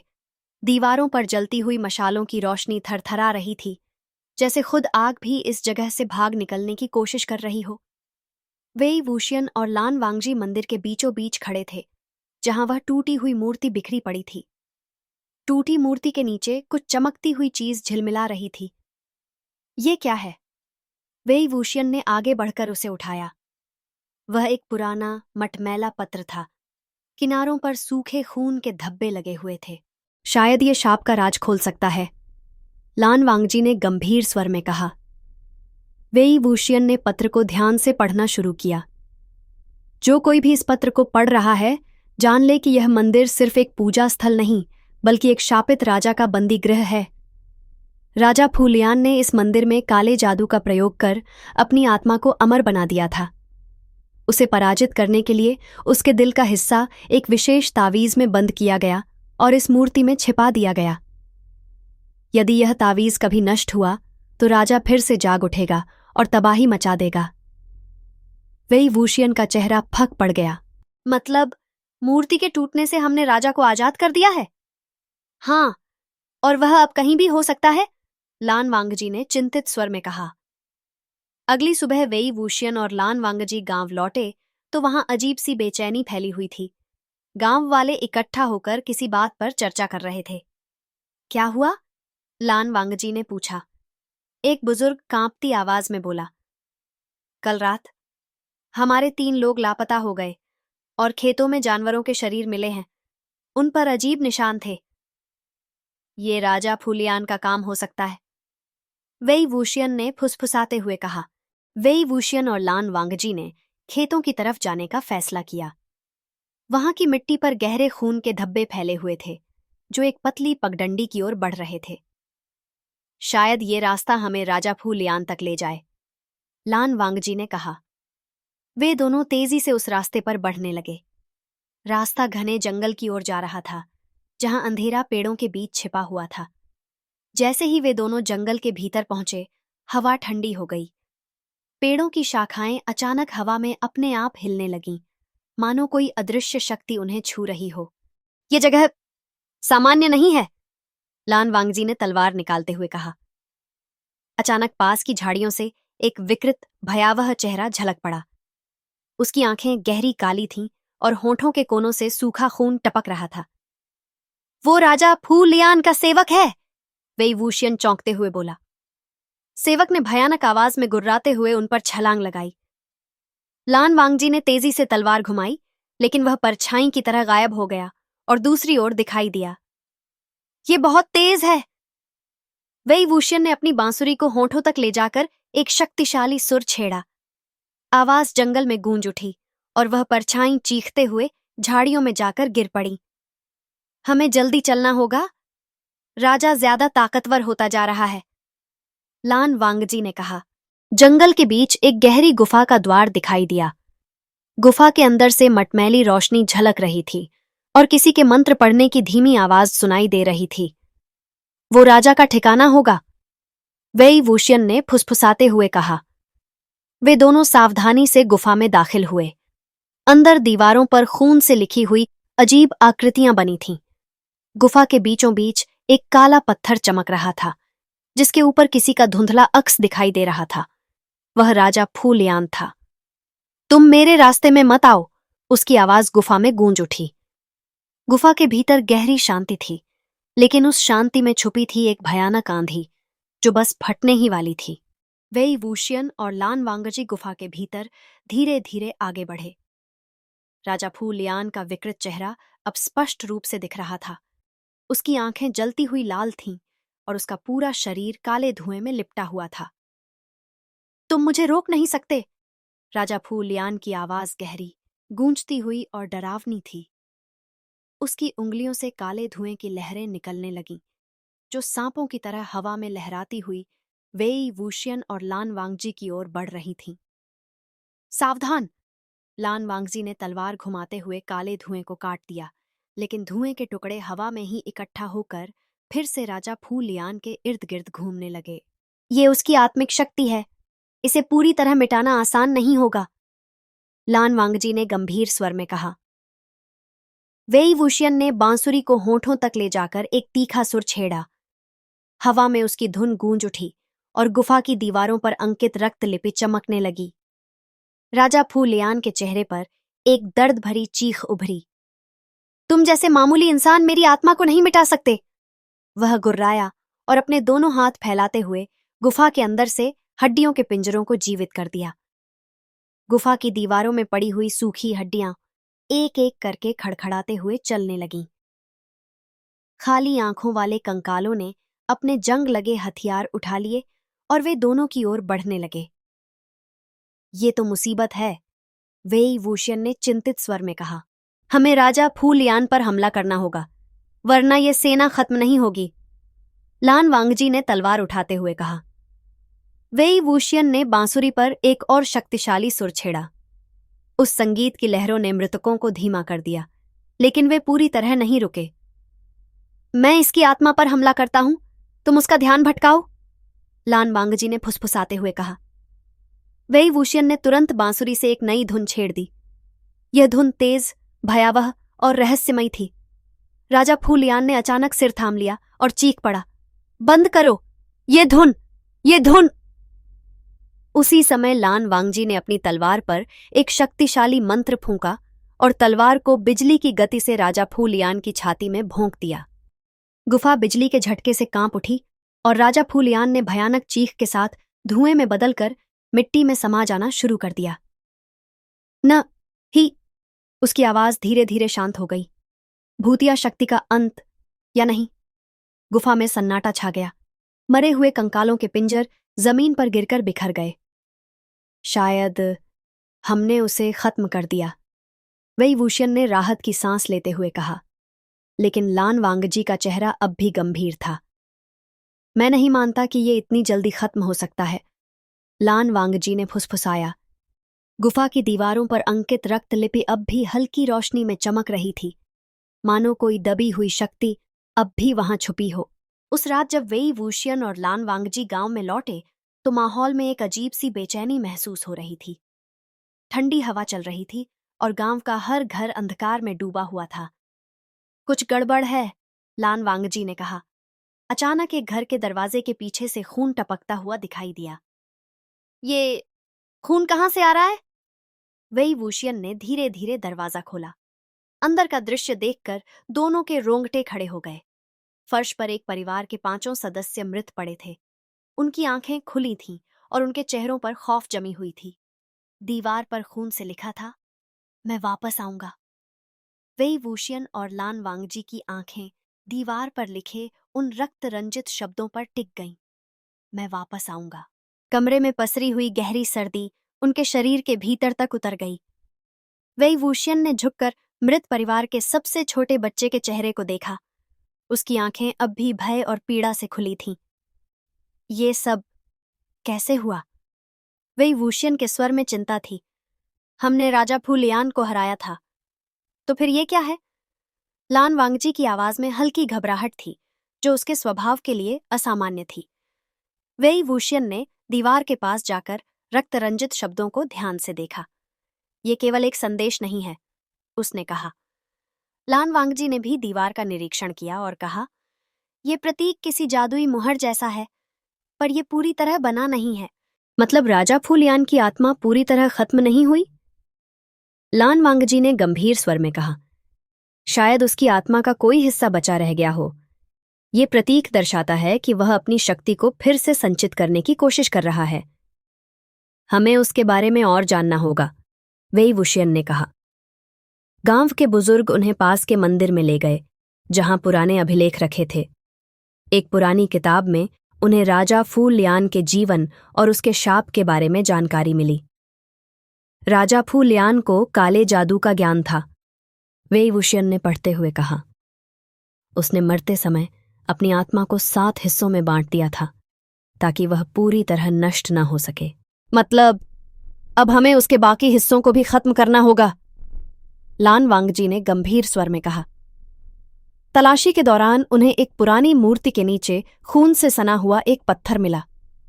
पत्थर के चारों ओर काले धागों का घेरा बना हुआ था और उसके बीचों बीच एक आंख के आकार का गहरा निशान खुदा था। ये क्या है? वेई वुशियन ने अजीब सी घबराहट महसूस की। बुजुर्ग पुजारी ने कांपती आवाज में कहा, यह अंधकार का नेत्र है। राजा फू लियान की आत्मा का पहला टुकड़ा शायद इसी में बंद है। अचानक वह पत्थर हल्की लाल रोशनी से चमक उठा। हवा में फुसफुसाहटें गूंजने लगीं, मानो कई आवाजें एक साथ कुछ बड़बड़ा रही हों। वेई वुशियन, सावधान! लान वांगजी ने चिल्लाया। अचानक पत्थर से एक धुएं का गुब्बार निकला और एक भयानक आकृति बन गई, राजा फू लियान की विकृत परछाई। तुम मुझे रोक नहीं सकते, उसकी आवाज गुफा में गूंज उठी। अचानक मंदिर की दीवारों से खून बहने लगा और फर्श पर लाल धाराएं बन गईं। खून के बीच से कई भूतियां आकृतियां उठ खड़ी हुईं। अधजली विकृत आत्माएं जिनकी आंखों में केवल अंधकार था। लान झान, हम इनसे अकेले नहीं लड़ सकते, वेई वुशियन ने बांसुरी निकालते हुए कहा। हमें मिलकर राजा फू लियान को रोकना होगा। लान वांगजी ने अपनी तलवार उठा ली। वेई वुशियन की बांसुरी की धुन गूंज उठी, लेकिन आत्माएं उस पर कोई प्रतिक्रिया नहीं कर रही थीं। ये संगीत पर प्रभावहीन क्यों है? वेई वुशियन ने हैरानी से कहा। ये आत्माएं राजा फू लियान के अंधकार के प्रतीक से बंधी हैं, लान वांगजी ने गंभीर स्वर में कहा। हमें उसकी आत्मा को तोड़ना होगा। लान वांगजी ने अपनी तलवार पर एक सफेद ताबीज बांधकर मंत्र फूंका और जैसे ही उसने राजा फू लियान की परछाई पर वार किया, वह चीख उठा। नहीं, ये शक्ति मुझे नहीं रोक सकती। राजा फू लियान की परछाई क्रोध से कांप उठी। तभी वेई वुशियन ने अपने खून की एक बूंद बांसुरी पर टपकाई और एक तीखा भयावह सुर छेड़ा। धुन इतनी तीव्र थी कि मंदिर की दीवारें तक कांपने लगीं। राजा फू लियान की परछाई ने भयानक चीख मारी और उसकी आकृति धीरे धीरे गायब होने लगी। जब सब कुछ शांत हुआ तो लान वांगजी ने देखा कि अंधकार का नेत्र पत्थर अब भी लाल चमक रहा था। ये अभी पूरी तरह खत्म नहीं हुआ, लान वांगजी ने कहा। वेई वुशियन ने गहरी सांस लेते हुए कहा, तो राजा फू लियान की बाकी आत्माएं अब भी छुपी हुई हैं। रात गहरी हो चुकी थी। वेई वुशियन और लान वांगजी मंदिर के बाहर खड़े थे। दोनों के चेहरों पर चिंता की लकीरें साफ नजर आ रही थीं। अंधकार का नेत्र अब भी उनकी थैली में हल्की लाल रोशनी के साथ चमक रहा था, मानो राजा फू लियान की परछाई उनके आसपास मंडरा रही हो। हमें जल्दी करनी होगी, लान वांगजी ने गंभीर स्वर में कहा। अगर उसकी बाकी आत्माएं मुक्त हो गईं तो तबाही मच जाएगी। वेई वुशियन ने धीरे से कहा, मुझे लगता है हमें गुयांग गांव चलना चाहिए। पुजारी ने बताया था कि राजा फू लियान का दूसरा टुकड़ा वहीं छुपा हो सकता है। सुबह होते ही वे गुयांग गांव पहुंचे। गांव का माहौल बेहद अजीब था। गलियां सुनसान थीं, घरों के दरवाजे बंद और हर तरफ सन्नाटा पसरा हुआ था। यहाँ के लोग इतने डरे हुए क्यों हैं? वेई वुशियन ने फुसफुसाते हुए कहा। तभी एक वृद्धा कांपती आवाज में उनके पास आई। तुम लोग यहाँ क्या कर रहे हो? उसकी आवाज में डर साफ झलक रहा था। हम राजा फू लियान की आत्मा के बारे में जानने आए हैं, लान वांगजी ने कहा। वृद्धा की आंखें चौड़ी हो गईं। उसका नाम मत लो, उसकी परछाई हमारे गांव पर मंडरा रही है। लोग अचानक गायब हो रहे हैं और जो लौटते हैं वे... उसकी आवाज कांपने लगी। वे क्या? वेई वुशियन ने उत्सुकता से पूछा। वे जिंदा लाशें बन चुके हैं, वृद्धा ने फुसफुसाते हुए कहा। गांव के किनारे एक पुराना खंडहर था जहां से अजीब सी सिसकियों की आवाजें आ रही थीं। यहीं कुछ गड़बड़ है, लान वांगजी ने अपनी तलवार कसकर पकड़ ली। वे दोनों खंडहर के भीतर गए। वहां का माहौल ठंडा और अजीब था, जैसे हवा में मौत का साया घुला हो। कोई है? वेई वुशियन ने आवाज दी। अचानक एक परछाई उनके सामने प्रकट हुई। एक आदमी जिसकी आंखें काली थीं और उसकी त्वचा सफेद और सूखी थी, मानो वह महीनों पहले मर चुका हो। तुम जिंदा नहीं हो सकते, तुम मर चुके हो, लान वांगजी ने बुदबुदाया। मैं मरा नहीं, मुझे वापस लाया गया है। उसकी भयानक आवाज गूंजने लगी। आदमी की आंखें चमकने लगीं और वह तेजी से उन पर झपटा। वे वूशियन, हट जाओ! लान वांगजी ने तलवार से वार किया, लेकिन वह परछाई दीवार में समा गई। अचानक खंडहर में कई और परछाइयां उभर आईं, विकृत चेहरे, फटे हुए कपड़े और उनकी आंखों में काली चमक थी। ये तो पूरे गांव के लोग हैं, वे वूशियन ने चौंकते हुए कहा। वे सभी परछाइयां उनके चारों ओर घेरा बनाने लगीं। लान वांगजी ने अपनी तलवार को सफेद ताबीज से लपेटकर मंत्र पढ़ा। शुद्धिकरण की शक्ति से दूर हो जाओ! एक सफेद रोशनी फूट पड़ी और कुछ आत्माएं झलकर राख बन गईं, मगर कुछ पर असर नहीं हुआ। ये आत्माएं सामान्य नहीं हैं, लान वांगजी ने गंभीरता से कहा। वेई वूशियन ने बांसुरी निकाली और एक गूंजती हुई धुन बजानी शुरू की। आत्माओं की चीखें गूंजने लगीं और धीरे धीरे वे गायब हो गईं। खंडहर के बीचों बीच एक काले रंग की मूर्ति रखी थी, जिसके हाथों में एक चमकता हुआ काला पत्थर था। ये रहा राजा फूलियान का दूसरा आत्मा टुकड़ा, लान वांगजी ने कहा। जैसे ही वेई वूशियन ने पत्थर को उठाया, एक भयानक चीख गूंज उठी। खंडहर की दीवारों से रक्त बहने लगा और हवा में फुसफुसाहटें गूंजने लगीं। तुम मुझे रोक नहीं सकते, राजा फूलियान की आवाज गूंज उठी। चलो, यहां से निकलते हैं, लान वांगजी ने वेई वूशियन का हाथ पकड़ते हुए कहा। गांव के बाहर निकलते ही दोनों ने देखा कि गांव के लोग धीरे धीरे घरों से बाहर आ रहे थे। उनकी आंखों में अब भी हल्की काली चमक थी। राजा फूलियान का प्रभाव अब भी इस गांव में है, लान वांगजी ने चिंता भरे स्वर में कहा। मतलब उसकी तीसरी आत्मा का टुकड़ा कहीं आसपास ही है। वही वूशियन ने बांसुरी को कसकर थाम लिया। गुयांग गांव से बाहर निकलते ही वेई वूशियन और लान वांगजी ने महसूस किया कि हवा में एक अजीब सा भारीपन था। ऐसा लग रहा था मानो कोई अदृश्य ताकत उनके हर कदम पर नजर रख रही हो। हमारा अगला कदम क्या होगा? वेई वूशियन ने गंभीर स्वर में पूछा। हमें तीसरे आत्मा टुकड़े का पता लगाना होगा, लान वांगजी ने धीरे से कहा। गांव के लोगों की आंखों में अब भी अंधकार की छाया है। इसका मतलब राजा फूलियान का तीसरा टुकड़ा कहीं आसपास ही छुपा है। गांव के बाहर एक पुरानी हवेली खड़ी थी। दीवारों पर दरारें थीं, खिड़कियों के शीशे टूटे हुए थे और दरवाजे पर सूख चुके खून के धब्बे थे। यह हवेली किसकी है? वेई वूशियन ने गांव के एक बुजुर्ग से पूछा। बुजुर्ग की आवाज कांपने लगी।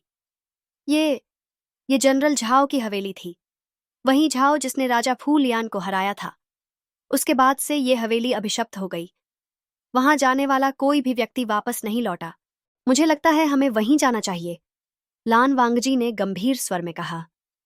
रात घिरते ही वे दोनों हवेली पहुंचे। चारों ओर घना कोहरा फैला हुआ था। हवेली के भीतर से हल्की हल्की सिसकियों की आवाजें आ रही थीं। तैयार रहो, लान वांगजी ने तलवार निकालते हुए कहा। वेई वूशियन ने बांसुरी थाम ली और दोनों ने हवेली में कदम रखा। अंदर घुप अंधेरा था, केवल एक टूटी हुई लालटेन की मध्यम रोशनी झिलमिला रही थी। ये जगह तो पूरी तरह सुनसान है, वेई वूशियन ने फुसफुसाते हुए कहा। नहीं, ये सुनसान नहीं है, लान वांगजी ने सावधान नजरों से चारों ओर देखा। यहां कोई हमें देख रहा है। अचानक एक साया छत से गिरा और तेजी से उन पर झपटा। उसका चेहरा पूरी तरह विकृत था, आंखें सुर्ख लाल, बाल उलझे हुए और शरीर पर गहरे घाव के निशान थे। तुम्हें भागने नहीं दूंगा, उसकी भयानक आवाज गूंजी। लान वांगजी ने तलवार से वार किया, मगर वह साया दीवार में समा गया। ये साधारण आत्मा नहीं है, वेई वूशियन ने तेजी से बांसुरी बजानी शुरू की। उसकी धुन सुनते ही दीवार पर साया दोबारा उभर आया और दर्द से कराहने लगा। और तेज बजाओ, लान वांगजी ने कहा। वेई वूशियन की बांसुरी की धुन तेज हो गई और साया चीखते हुए गायब हो गया। हवेली के पिछले हिस्से में एक पुरानी लकड़ी की अलमारी रखी थी। जैसे ही लान वांगजी ने उसे हटाया, उसके पीछे एक पत्थर की सीढ़ी नजर आई जो तहखाने की ओर जा रही थी। ये रास्ता जरूर राजा फूलियान के तीसरे टुकड़े तक जाता होगा, लान वांगजी ने कहा। वे दोनों धीरे धीरे नीचे उतरे। तहखाने में घना अंधेरा था और दीवारों पर खून से बने अजीबोगरीब चिन्ह उकेरे गए थे। ये क्या है? वेई वूशियन ने चौंकते हुए कहा।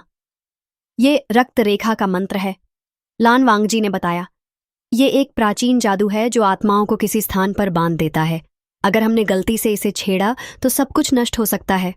तहखाने के केंद्र में एक काले रंग की मूर्ति रखी थी, जिसके माथे पर लाल रत्न जड़ा था।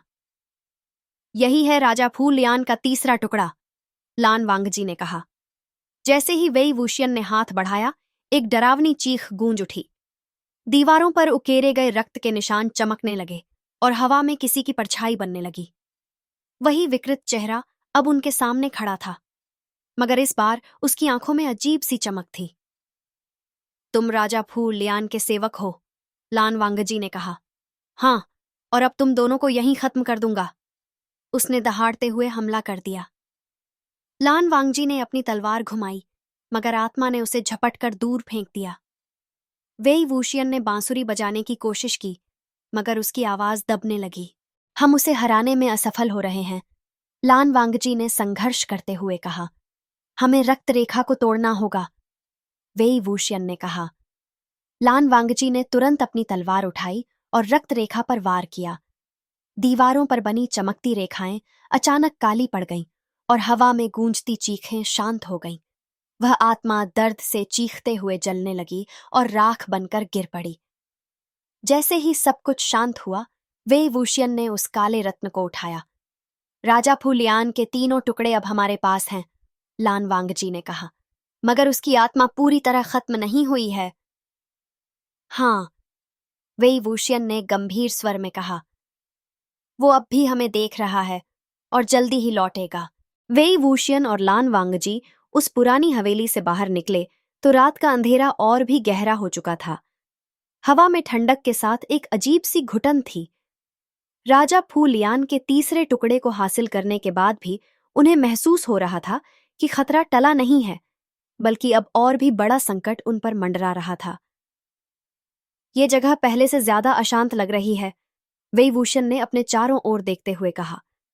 लान वांगजी की आंखें तेजी से चारों ओर घूम रही थीं। उसकी आत्मा अब भी हमारे आसपास है, हमें तुरंत यहां से निकलना होगा। गांव लौटने पर उन्हें एक अजीब दृश्य देखने को मिला। पूरा गांव खामोश था, मानो हर व्यक्ति गहरी नींद में डूबा हो। घरों के दरवाजे खुले पड़े थे और सड़कों पर अजीब सी राख बिखरी थी। ये राख? वेई वूशियन ने झुककर उसे छुआ और उसकी आंखें चौड़ी हो गईं। ये इंसानी हड्डियों की राख है। राजा फूलियान अपनी शक्ति वापस पाने की कोशिश कर रहा है, लान वांगजी ने गंभीर स्वर में कहा। अगर हमने जल्द कुछ नहीं किया तो ये पूरा गांव बर्बाद हो जाएगा। गांव के बुजुर्ग मुखिया को ढूंढते हुए वे दोनों एक पुरानी झोपड़ी में पहुंचे। मुखिया की आंखों में डर का साया था। आपको कुछ पता है? वेई वूशियन ने पूछा। मुखिया ने कांपती आवाज में कहा, यह सब तब शुरू हुआ जब राजा फूलियान की आत्मा को गांव के पुराने मंदिर में बांध दिया गया था। पर हाल ही में किसी ने उस मंदिर का दरवाजा खोल दिया है, तभी से ये सब हो रहा है। हमें तुरंत वहां जाना होगा, लान वांगजी ने कहा। रात के अंधकार में वे दोनों उस शापित मंदिर की ओर बढ़े। मंदिर के आसपास सूखे पेड़ खड़े थे, जिनकी टहनियां किसी कंकाल के हाथों जैसी दिख रही थीं। मंदिर के द्वार पर रक्त से लिखी विचित्र लिपि चमक रही थी। ये निशान आत्माओं को बुलाने के लिए बनाए गए हैं, लान वांगजी ने कहा। किसी ने जानबूझकर राजा फूलियान को मुक्त करने की कोशिश की है। तो क्या ये काम किसी जीवित इंसान ने किया है? वेई वूशियन ने चौंकते हुए पूछा। लान वांगजी ने सिर हिलाया। मुझे लगता है कि कोई उस आत्मा को पूरी तरह मुक्त करने के लिए उसकी मदद कर रहा है। मंदिर के अंदर घुसते ही उन्हें ठंडी हवा का झोंका महसूस हुआ।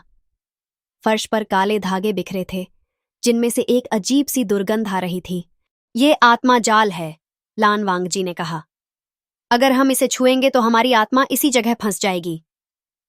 वे दोनों सावधानी से जाल को पार करते हुए आगे बढ़े। तभी मंदिर के बीचों बीच एक काले कपड़े में लिपटा व्यक्ति नजर आया, जो किसी अजीब मंत्र का जाप कर रहा था। वो कौन है? वेई वूशियन ने फुसफुसाया। जो भी है, वह राजा फूलियान को मुक्त करने के लिए इस मंत्र का प्रयोग कर रहा है, लान वांगजी ने कहा। वे दोनों तेजी से उस व्यक्ति की ओर बढ़े, लेकिन तभी उसकी आवाज गूंज उठी। तुम बहुत देर से आए हो। उसने अपनी काली चादर हटाई और उसका चेहरा उजागर हुआ। यह गांव का ही एक व्यक्ति था, जिसे कुछ दिनों पहले मरा हुआ घोषित कर दिया गया था। तुम तो मारे गए थे, वेई वूशियन ने चौंकते हुए कहा। मैं कभी मरा ही नहीं था। वह व्यक्ति हंसा। राजा फूलियान ने मुझे असीम शक्ति देने का वादा किया है और मैं उसे वापस लाने वाला हूं। उसने हवा में एक चमकदार तलवार घुमाई और वेई वूशियन पर झपट पड़ा। लान वांगजी ने अपनी तलवार से वार किया, मगर वह व्यक्ति किसी भूतिया परछाई की तरह गायब हो गया। वो अंधेरे में छिप सकता है, लान वांगजी ने चेताया। तो हमें उसे उजाले में लाना होगा। वेई वूशियन ने अपनी बांसुरी थाम ली और एक तेज गूंजती धुन बजानी शुरू की। धुन सुनते ही मंदिर की दीवारों पर जलती हुई मशालें अपने आप प्रज्वलित हो गईं और वह व्यक्ति अपनी जगह पर ठिठक गया। नहीं, ऐसा मत करो, वह चीखा। लान वांगजी ने अपनी तलवार से उस पर वार किया और उसके शरीर से एक काले धुएं का गुब्बार उठा। राजा फूलियान की आत्मा की परछाई। राजा फूलियान की आत्मा हवा में गूंजती हुई बिखरने लगी। उसकी चीखें मंदिर की दीवारों को हिला रही थीं। तुमने मुझे हर बार रोका है, लान वांगजी, लेकिन अगली बार मैं तुम्हें खत्म कर दूंगा। चीख के साथ ही वह काला धुआं बिखर गया और मंदिर के सभी निशान झलकर राख हो गए। क्या ये खत्म हो गया? वेई वूशियन ने धीरे से पूछा। लान वांगजी ने गहरी सांस ली। नहीं, राजा फूलियान पूरी तरह नष्ट नहीं हुआ है। उसके लिए हमें उसकी आत्मा के मूल को ढूंढना होगा। वेई वूशियन और लान वांगजी उस शापित मंदिर से बाहर निकले तो चारों ओर घना कोहरा छाया हुआ था। हवा में सड़ांध भरी दुर्गंध फैल रही थी, मानो सैकड़ों लाशें कहीं पास में सड़ रही हों। ये कोहरा सामान्य नहीं है, लान वांगजी ने धीरे से कहा। वेई वूशियन ने अपनी बांसुरी निकाली और एक धीमी धुन बजानी शुरू की। धुन के प्रभाव से कोहरा थोड़ा छंटा, लेकिन तभी एक अजीब दृश्य उनके सामने प्रकट हुआ।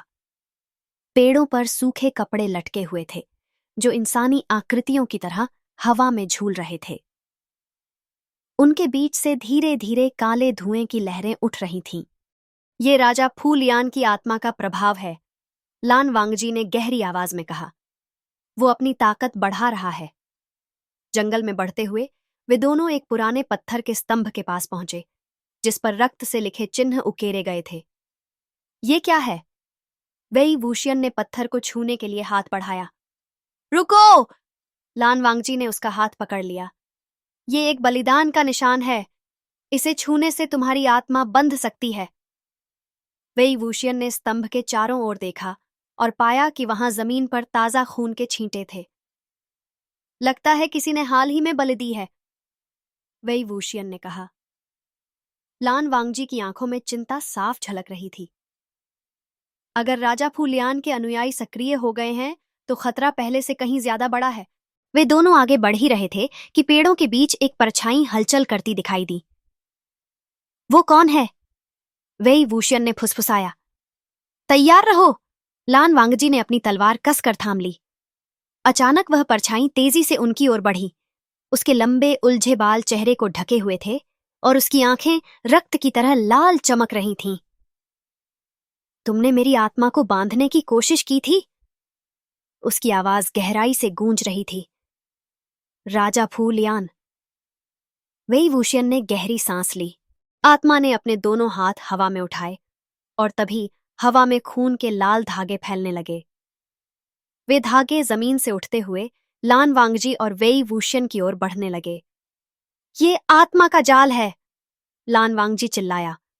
अगर ये धागे हमें छू भी गए तो हमारी आत्मा उसके काबू में आ जाएगी। वेई वूशियन ने अपनी बांसुरी उठाई और तेज धुन बजाने लगा। बांसुरी की गूंज से लाल धागे कांपने लगे, लेकिन वे पूरी तरह नष्ट नहीं हुए। इतना काफी नहीं होगा। लान वांगजी ने अपनी तलवार को हवा में घुमाया और उस पर चमकदार सफेद रोशनी दौड़ पड़ी। धागे धीरे धीरे जलने लगे, लेकिन तभी राजा फूलियान की आत्मा गहरे अंधेरे में गायब हो गई। वो भाग गया, वही वूशियन ने कहा। नहीं, वो हमें अपने जाल में खींचना चाहता है, लान वांगजी ने कहा। हमें उसके अड्डे तक पहुंचना होगा। वे दोनों घने जंगल के बीच एक गहरी गुफा के प्रवेश द्वार पर पहुंचे। वहां के पत्थरों पर वही खून के लाल निशान उकेरे हुए थे। यही उसकी असली छिपने की जगह है, लान वांगजी ने गंभीर स्वर में कहा। जैसे ही वे दोनों गुफा के अंदर घुसे, उन्हें चारों ओर मरे हुए जानवरों के अवशेष और राख बिखरी हुई मिली। गुफा की दीवारों पर अजीब आकृतियां बनी थीं, जिनमें राजा फूलियान के खून से लथपथ चेहरे की छवि साफ दिखाई दे रही थी। ये सब उसकी शक्ति बढ़ाने के लिए किया गया है, लान वांगजी ने कहा। हमें उसके आत्मा के मूल को खोजना होगा। गुफा के गहरे हिस्से में वे एक विशाल काले पत्थर के पास पहुंचे, जिसके बीचों बीच लाल चमकती रेखाएं नाच रही थीं। यही उसका आत्मा का मूल है, लान वांगजी ने कहा। वेई वूशियन ने बांसुरी उठाई और एक जोरदार धुन बजाई। धुन की कंपन से पूरा गुफा हिलने लगा और तभी राजा फूलियान की आत्मा एक भयानक रूप में प्रकट हो गई। उसकी आंखों से आग निकल रही थी और उसके हाथ लंबे नुकीले पंजों में बदल चुके थे। तुम मुझे रोक नहीं सकते, राजा फूलियान की आवाज गूंज उठी। वह तेजी से लान वांगजी की ओर झपटा, लेकिन वेई वूशियन ने अपनी धुन को तेज कर दिया। लान वांगजी ने अपने हाथ में मंत्र लिखा तावीज निकाला और उसे राजा फूलियान की आत्मा पर फेंक दिया। तावीज के छूते ही राजा फूलियान की आत्मा चीखते हुए पीछे हटने लगी। नहीं, मैं वापस आऊंगा। उसकी चीखों के बीच उसकी आत्मा धीरे धीरे जलने लगी और फिर राख बनकर बिखर गई। राजा फूलियान के विनाश के बाद गुफा में एक अजीब सी शांति छा गई। हवा में भटक रही अशुभ ऊर्जा धीरे धीरे कम हो रही थी, लेकिन वेई वूशियन और लान वांगजी को पता था कि यह कहानी यहीं खत्म नहीं हुई थी। गुफा के कोने में एक पत्थर की वेदी रखी थी, जिसके ऊपर एक पुरानी खून से सनी किताब पड़ी थी। किताब की मोटी जिल्द पर अजीबो-गरीब निशान उकेरे गए थे। वो वही प्रतीक था जो गांव के मंदिर में देखा गया था। ये किताब राजा फूलियान की आत्मा का रहस्य बता सकती है, लान वांगजी ने गंभीर स्वर में कहा। वेई वूशियन ने किताब के पन्ने पलटने शुरू किए। पन्नों पर लिखी भाषा बहुत पुरानी थी, लेकिन उसके कुछ अंश समझ में आ रहे थे। फूलियान कभी एक साधु था, जिसे काले जादू में महारत हासिल थी। उसने अमृतत्व पाने के लिए निर्दोष लोगों का बलिदान करना शुरू किया। उसकी आत्मा को कैद करने के लिए उसे उस गुफा के भीतर एक विशेष मंत्र से बांधा गया था। लेकिन अगर उसकी राख को कोई इकट्ठा कर ले, तो वह फिर जीवित हो सकता है। वेई वूशियन ने घबराकर लान वांगजी की ओर देखा। इसका मतलब है कि अगर उसकी राख को सही विधि से जलाया नहीं गया, तो वह वापस आ सकता है। गुफा से बाहर निकलते ही ठंडी हवा उनके चेहरे पर टकराई। वेई वूशियन ने राहत की सांस ली, लेकिन तभी पीछे से हल्की सरसराहट सुनाई दी। वो आवाज, वेई वूशियन ने फुसफुसाया।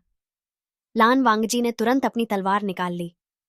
कोहरे के बीच एक आकृति धीरे धीरे स्पष्ट होने लगी। वह एक अधेड़ उम्र का व्यक्ति था, जिसकी आंखें सुर्ख लाल चमक रही थीं। उसके हाथ में एक छोटी थैली थी, जिससे राख का धुआं निकल रहा था। ये राजा फूलियान की राख है, लान वांगजी फौरन समझ गया। हाँ हाँ हाँ, वह आदमी हंसा। तुमने राजा फूलियान की आत्मा को जलाया नहीं, उसकी शक्ति मेरी है अब। उसकी आवाज के साथ ही हवा में सड़े मांस की बदबू फैलने लगी। आदमी के शरीर पर काले निशान उभर आए और उसकी आंखें पूरी तरह लाल हो गईं। रुको, तुम जानते नहीं कि तुम क्या कर रहे हो, वेई वूशियन ने चिल्लाया, लेकिन बहुत देर हो चुकी थी। उस व्यक्ति के चारों ओर अंधेरे की लहरें उठने लगीं। अचानक ही वह व्यक्ति वेई वूशियन पर झपटा। उसके पंजे नुकीले हो चुके थे और उसकी गतिभूतियां रफ्तार से बढ़ चुकी थी। संभल कर, लान वांगजी ने तलवार का वार किया, लेकिन वह व्यक्ति एक डरावनी फुर्ती से पीछे हट गया। वेई वूशियन ने अपनी बांसुरी उठाई और एक तीखी धुन बजानी शुरू की। धुन सुनते ही उस व्यक्ति का शरीर कांपने लगा, लेकिन तभी उसके मुंह से एक गहरी, रौद्र भरी आवाज निकली। तुम मुझे रोक नहीं सकते। राजा फूलियान अमर है। वह व्यक्ति हवा में छलांग लगाकर लान वांगजी पर झपटा। लान वांगजी ने एक झटके में अपनी तलवार से उसके सीने पर वार किया, लेकिन उसकी चमड़ी काले धुएं की परत से ढकी हुई थी। वार बेअसर हो गया। उसकी शक्ति का स्रोत उसकी थैली में है, वेई वुशियन ने चीखते हुए कहा। लान वांगजी ने मौका देखकर अपनी तलवार उस थैली पर दे मारी। थैली कट गई और राजा फूलियान की राख जमीन पर गिर गई। राख के गिरते ही उस व्यक्ति ने चीखते हुए दोनों हाथ अपने सिर पर रख लिए। वेई वुशियन ने तेजी से अपनी बांसुरी बजाई और एक शुद्धिकरण मंत्र का उच्चारण किया। पवित्र प्रकाश, अंधकार को भस्म कर दो। जैसे ही धुन गूंजी, राख के कण आग की लपटों में जलने लगे। उस व्यक्ति के शरीर से काले निशान गायब होने लगे और उसकी आंखों की लाल चमक मंद पड़ गई। आखिरी चीख के साथ वह आदमी जमीन पर गिर पड़ा। उसकी आत्मा मुक्त हो चुकी थी। गांव लौटने पर चारों ओर शांति थी। वे सभी लोग जो पहले राजा फूलियान के प्रभाव में थे, अब सामान्य हो चुके थे। लगता है कि अब सब कुछ खत्म हो गया, वेई वुशियन ने थकी हुई आवाज में कहा। नहीं, लान वांगजी ने गंभीर स्वर में कहा। इस किताब में राजा फूलियान के अनुयायियों के बारे में जिक्र था। अगर उसकी राख को पूरी तरह जलाया न गया हो तो उसका एक शिष्य फिर से उसे जीवित कर सकता है। तो हमें अब क्या करना चाहिए? वेई वुशियन ने पूछा। लान वांगजी ने अपनी तलवार को म्यान में रखते हुए कहा, हमें उनके अगले कदम का इंतजार करना होगा और तब तक हम तैयार रहेंगे। राजा फूलियान की राख जलने के बाद गांव में शांति लौट आई थी, लेकिन वेई वुशियन और लान वांगजी को मालूम था कि यह महज तूफान से पहले की शांति थी।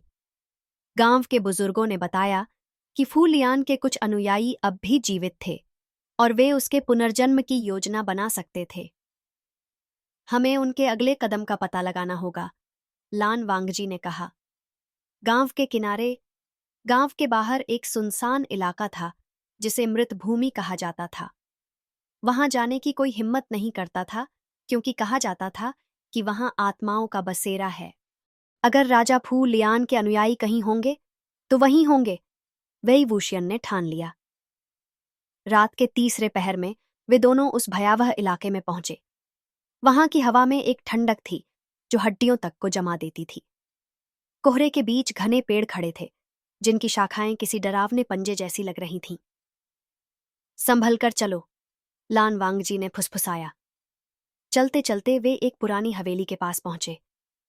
हवेली के बाहर टूटी हुई दीवारों पर खून के अजीबोगरीब निशान बने हुए थे।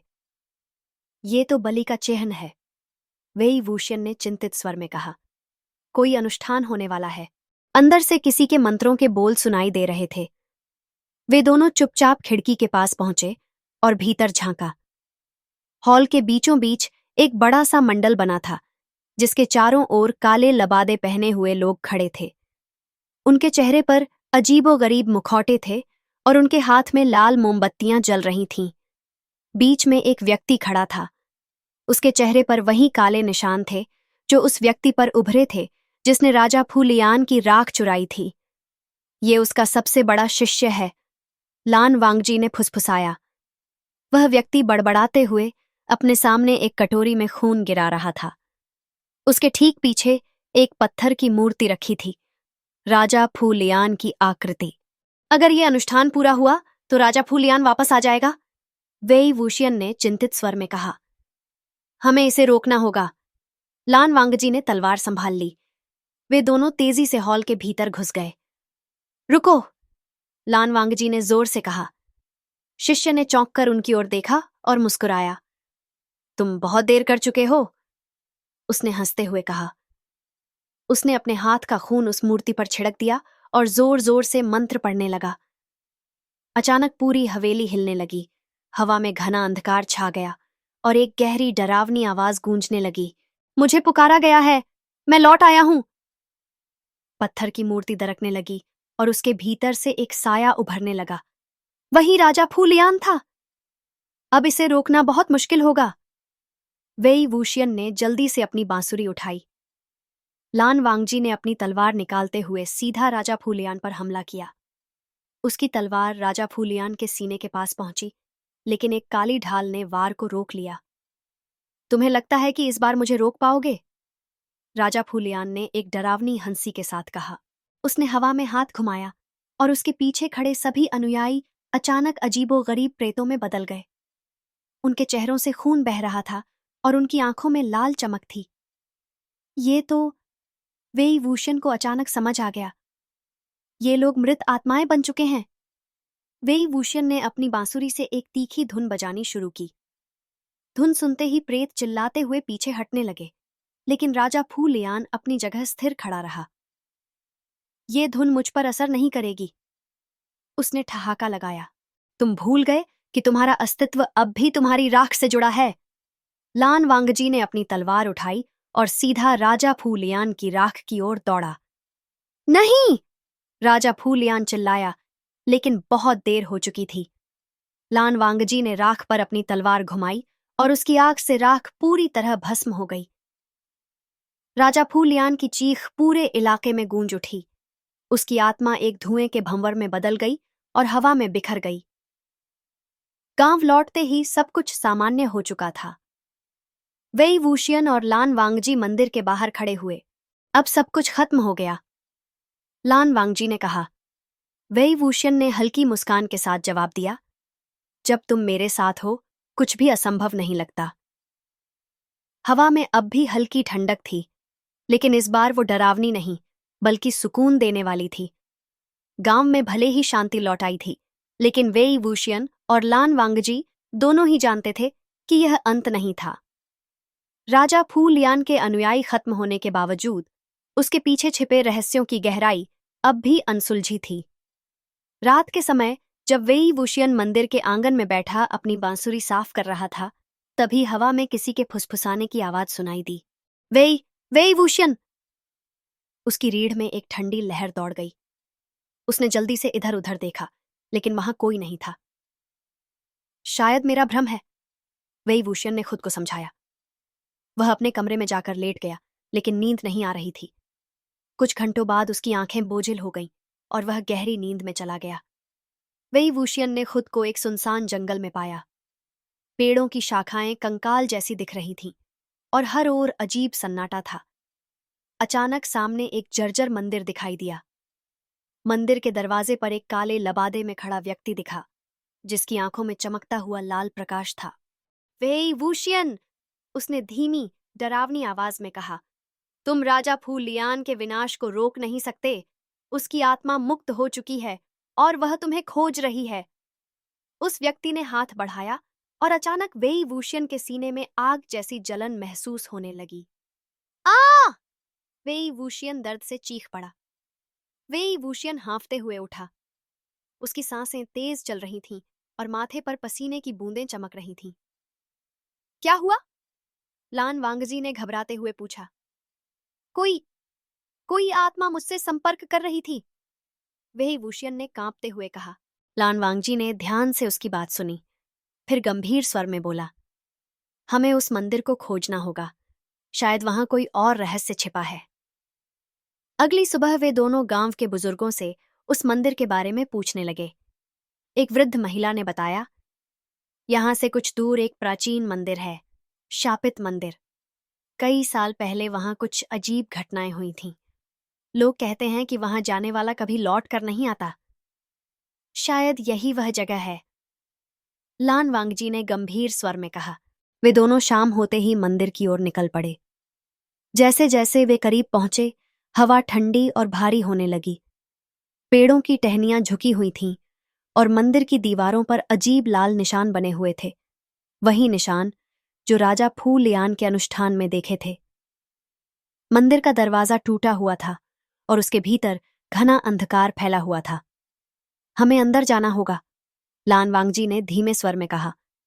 वे दोनों सावधानी से अंदर घुसे। दीवारों पर लगी पुरानी मशालें बुझी हुई थीं, लेकिन उनके बीच कोई अजीब सी चमक महसूस हो रही थी। अचानक एक परछाई तेजी से उनके सामने से गुजरी। कौन है वहां? वेई वूशियन ने जोर से पूछा। कोई जवाब नहीं आया, लेकिन तभी एक ठंडी हवा का झोंका उनके चारों ओर घूमने लगा। उस हवा के बीच हल्की सी फुसफुसाहट सुनाई दी। तुम बच नहीं सकते। अचानक पीछे से किसी ने वेई वूशियन का हाथ पकड़ लिया। उसने मुड़कर देखा। एक भूतिया आकृति थी जिसका चेहरा काला और विकृत हो चुका था। उसकी आंखों में खून की लालिमा थी और उसके मुंह से अजीब सी गुर्राहट निकल रही थी। हट जाओ! लान वांगजी ने अपनी तलवार निकालकर उस पर हमला किया। भूतिया आकृति चीखते हुए हवा में विलीन हो गई, लेकिन उसके साथ ही मंदिर की दीवारें हिलने लगीं। यहां कुछ बड़ा छिपा है, लान वांगजी ने चिंतित स्वर में कहा। मंदिर के भीतर एक पुरानी वेदी रखी थी। वेदी पर एक पत्थर की शिला थी जिस पर कुछ लिखा हुआ था। लान वांगजी ने धूल झाड़कर उस शिला को पढ़ा। जो राख से मिटाया गया था वह धुएं में लौटेगा। जब 7वें चंद्रमा का उदय होगा, राजा फू लियान पुनः जन्म लेगा। वेई वूशियन का चेहरा सफेद पड़ गया। इसका मतलब है कि राजा फू लियान पूरी तरह खत्म नहीं हुआ। उसकी आत्मा अब भी भटक रही है। लान वांगजी ने गंभीर स्वर में कहा, हमें जल्द ही उसका आखिरी सिरा खोज निकालना होगा, वरना ये तबाही पूरे इलाके को अपनी चपेट में ले लेगी। मंदिर के अंदर अंधेरा घना हो चुका था। वेई वूशियन और लान वांगजी के चेहरे पर चिंता साफ झलक रही थी। राजा फू लियान के पुनर्जन्म की भविष्यवाणी ने उनकी बेचैनी बढ़ा दी थी। लान वांगजी ने ध्यान से वेदी के आसपास का निरीक्षण किया। अचानक उसे जमीन पर बनी एक बारीक रेखा दिखी, जैसे वहां कोई गुप्त दरवाजा छिपा हो। यहां कुछ है, लान वांगजी फुसफुसाया। वेई वूशियन ने अपनी तलवार के हत्थे से फर्श पर चोट मारी। एक हल्की आवाज के साथ पत्थर का फर्श खुल गया और उसके नीचे एक अंधेरी सुरंग दिखाई दी। शायद यही वह रास्ता है जहां राजा फू लियान की आत्मा का रहस्य छिपा है, वेई वूशियन ने कहा। दोनों ने मशालें जलाईं और सुरंग में प्रवेश किया, पर अजीबोगरीब चित्र बने थे। तड़पते हुए इंसान, जलते हुए मकान और बीच में एक काले रंग का राजा जिसके सिर पर 3 आंखें थीं। राजा फू लियान। यह चित्र उसके रक्त पिपासु स्वभाव का प्रतीक है, लान वांगजी ने कहा। जैसे जैसे वे आगे बढ़े, हवा ठंडी होती गई। अचानक पीछे से किसी के पैरों की आहट सुनाई दी। किसी ने हमारा पीछा किया है, लान वांगजी फुसफुसाया। अचानक एक परछाई उनके सामने उभरी। उसकी आंखों से खून की धाराएं बह रही थीं और उसके नाखून लंबे व धारदार थे। तुम यहां क्यों आए हो? वह आत्मा गुर्राई। वेई वूशियन ने अपनी बांसुरी निकाली और एक मंत्र बजाने लगा। उसके सुरों से हवा में कंपन होने लगा, जिससे वह आत्मा चिल्लाती हुई पीछे हटने लगी। वांगजी, अभी हमला करो! वेई वूशियन चिल्लाया। लान वांगजी ने अपनी तलवार घुमाई और उसकी तलवार से निकलती तेज रोशनी ने आत्मा को चीखते हुए गायब होने पर मजबूर कर दिया। यह कौन था? वेई वूशियन ने सांसें लेते हुए पूछा। यह राजा फू लियान का सेवक रहा होगा, लान वांगजी ने अंदाज लगाया। आगे बढ़ते हुए उन्हें सुरंग के अंत में एक बड़ी पत्थर की शिला मिली, जिस पर लाल रंग में कुछ लिखा था। लान वांगजी ने धूल साफ करके उस पर लिखी इबारत पढ़ी। 7वें चंद्रमा की रात, जब रक्त की धाराएं बहेंगी, राजा फू लियान पुनः जीवित होगा। उसकी मुक्ति के लिए आत्मा का दीपक प्रज्वलित करना आवश्यक है, अन्यथा उसका आतंक दुनिया को तबाह कर देगा। आत्मा का दीपक? वेई वूशियन ने हैरानी से पूछा। यह एक विशेष दीपक है जो राजा फू लियान की आत्मा को हमेशा के लिए कैद कर सकता है, लान वांगजी ने गंभीर स्वर में कहा। गांव के बुजुर्गों से पूछने पर पता चला कि आत्मा का दीपक गांव के पूर्व पुजारी द्वारा एक विशेष स्थान पर छिपाया गया था, एक पुरानी समाधि के भीतर। रात के समय वे दोनों समाधि के पास पहुंचे। वहां का माहौल भयावह था। हवा में अजीब सी गंध थी और पक्षियों की आवाजें खामोश थीं। जैसे ही वे समाधि में घुसे, फर्श पर एक बड़ा चक्र बना हुआ था, जिसके बीचों बीच एक कांच का दीपक रखा था। उसकी लौ नीली थी और हल्की हल्की चमक रही थी। यही आत्मा का दीपक है, लान वांगजी ने फुसफुसाते हुए कहा। जैसे ही उन्होंने दीपक को छूने की कोशिश की, समाधि के दरवाजे भयंकर आवाज के साथ बंद हो गए।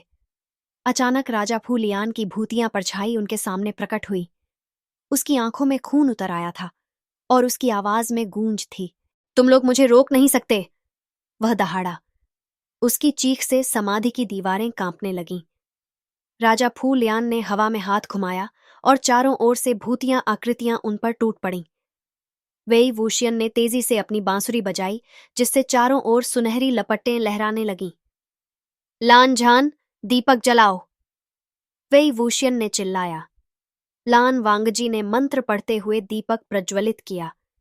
नीली लौ भभक कर भड़क उठी और राजा फू लियान की चीखें गूंजने लगीं। उसकी परछाई दर्द से छटपटाते हुए धीरे धीरे राख में बदलने लगी। दीपक जलने के बाद समाधि के दरवाजे अपने आप खुल गए। हवा अचानक हल्की हो गई और डरावना माहौल समाप्त हो गया। क्या अब सब खत्म हो गया? वही वूशियन ने राहत भरी सांस लेते हुए पूछा। लान वांगजी ने गहरी सांस लेते हुए कहा, शायद, लेकिन राजा फूलियान जैसे लोगों की आत्मा इतनी आसानी से खत्म नहीं होती। हमें सतर्क रहना होगा। समाधि के दरवाजे खुलते ही वेई वूशियन और लान वांगजी ने तेजी से बाहर की ओर कदम बढ़ाए। हल्की ठंडी हवा उनके चेहरे को छू रही थी, मगर हवा के झोंकों में अब भी कुछ अजीब था, जैसे किसी अदृश्य निगाह ने उन पर अपनी नजरें जमा रखी हों। लान जान, मुझे लगता है कि कुछ गड़बड़ है, वेई वूशियन ने फुसफुसाते हुए कहा। हाँ, इस जगह का माहौल अब भी अशांत है, लान वांगजी ने गहरी सांस लेते हुए जवाब दिया। गांव लौटने पर माहौल पहले से ज्यादा सन्नाटे में डूबा हुआ था। घरों के दरवाजे बंद थे, गलियां सुनसान पड़ी थीं। ये सब कहाँ गए? वेई वूशियन ने हैरानी जताई। अचानक एक कांपती हुई आवाज ने उन्हें चौकन्ना कर दिया। वो वापस आ गया है, एक बूढ़ी औरत अपने घर के दरवाजे से फुसफुसाई। उसकी आंखों में डर की लकीरें साफ झलक रही थीं। कौन वापस आ गया है? लान वांगजी ने गंभीर स्वर में पूछा। राजा फूलियान, हमने उसकी परछाई को देखा है। उसने गांव के 2 लोगों को अपने साथ खींच लिया है। बूढ़ी औरत के मुताबिक 2 लोग, चैनली और गांव मिंग, अचानक गायब हो गए थे। उनकी तलाश के दौरान पास की नदी के किनारे अजीब निशान पाए गए थे, खून के धब्बे और एक जली हुई मोमबत्ती का टुकड़ा। यानी आत्मा का दीपक उसकी आत्मा को पूरी तरह खत्म नहीं कर सका, लान वांगजी ने चिंतित स्वर में कहा। शायद दीपक की आग काफी देर तक नहीं जल पाई, वेई वूशियन ने अंदाजा लगाया। नदी के पास पहुंचते ही अजीब गंध महसूस हुई, जैसे सड़े हुए मांस की गंध हवा में घुली हो। पास के एक पेड़ पर खून से एक प्रतीक उकेरा गया था, राजा फू लियान का निशान। ये वही चिन्ह है जो हमने गुप्त सुरंग में देखा था, लान वांगजी ने कहा। तभी पेड़ों के झुरमुट में हलचल हुई। दोनों चौकन्ने हो गए। वो यहां है, वेई वूशियन ने बांसुरी संभालते हुए कहा। अचानक एक परछाई उनकी ओर लपकी। उसकी आंखों से खून की धाराएं बह रही थीं और उसके चेहरे पर जली हुई खाल के निशान थे। तुम मुझे रोक नहीं सकते, वह आवाज चीखती हुई गूंजी। वेई वूशियन ने तुरंत बांसुरी बजानी शुरू की। उसकी सुर लहरियों से हवा में कंपन फैलने लगा, मगर इस बार परछाई पर कोई असर नहीं पड़ा। ये कैसे संभव है? वेई वूशियन हक्का बक्का रह गया। लान वांगजी ने तेजी से अपनी तलवार उठाई और मंत्र पढ़ते हुए उस परछाई की ओर वार किया। परछाई कुछ क्षण के लिए कांपी, लेकिन फिर उसकी आंखें जलती हुई अंगारों की तरह चमक उठीं। तुम लोग मुझे रोक नहीं सकते, मैं लौट आया हूं। किसी तरह वे दोनों परछाई से बचते हुए गांव लौटे। हमने आत्मा का दीपक जलाया था, फिर ये क्यों वापस आ गया? वेई वूशियन ने चौंक कर पूछा। बूढ़ी औरत कांपते हुए बोली, क्योंकि उसकी आत्मा पूरी तरह मुक्त नहीं हुई थी। राजा फूलियान ने मरने से पहले अपनी आत्मा के टुकड़े 3 वस्तुओं में छिपा दिए थे, खून का चिन्ह, मृत मोमबत्ती और काले ताबीज में। जब तक वे तीनों वस्तुएं नष्ट नहीं होती, वह वापस लौटता रहेगा। तो इसका मतलब है कि हमें इन तीनों वस्तुओं को खोजकर खत्म करना होगा, लान वांगजी ने गंभीर स्वर में कहा। गांव के लोगों के चेहरों पर खौफ की छाया थी।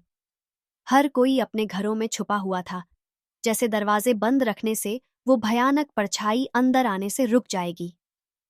वेई वूशियन और लान वांगजी ने बूढ़ी औरत के बताए अनुसार गांव के बुजुर्गों से मुलाकात की।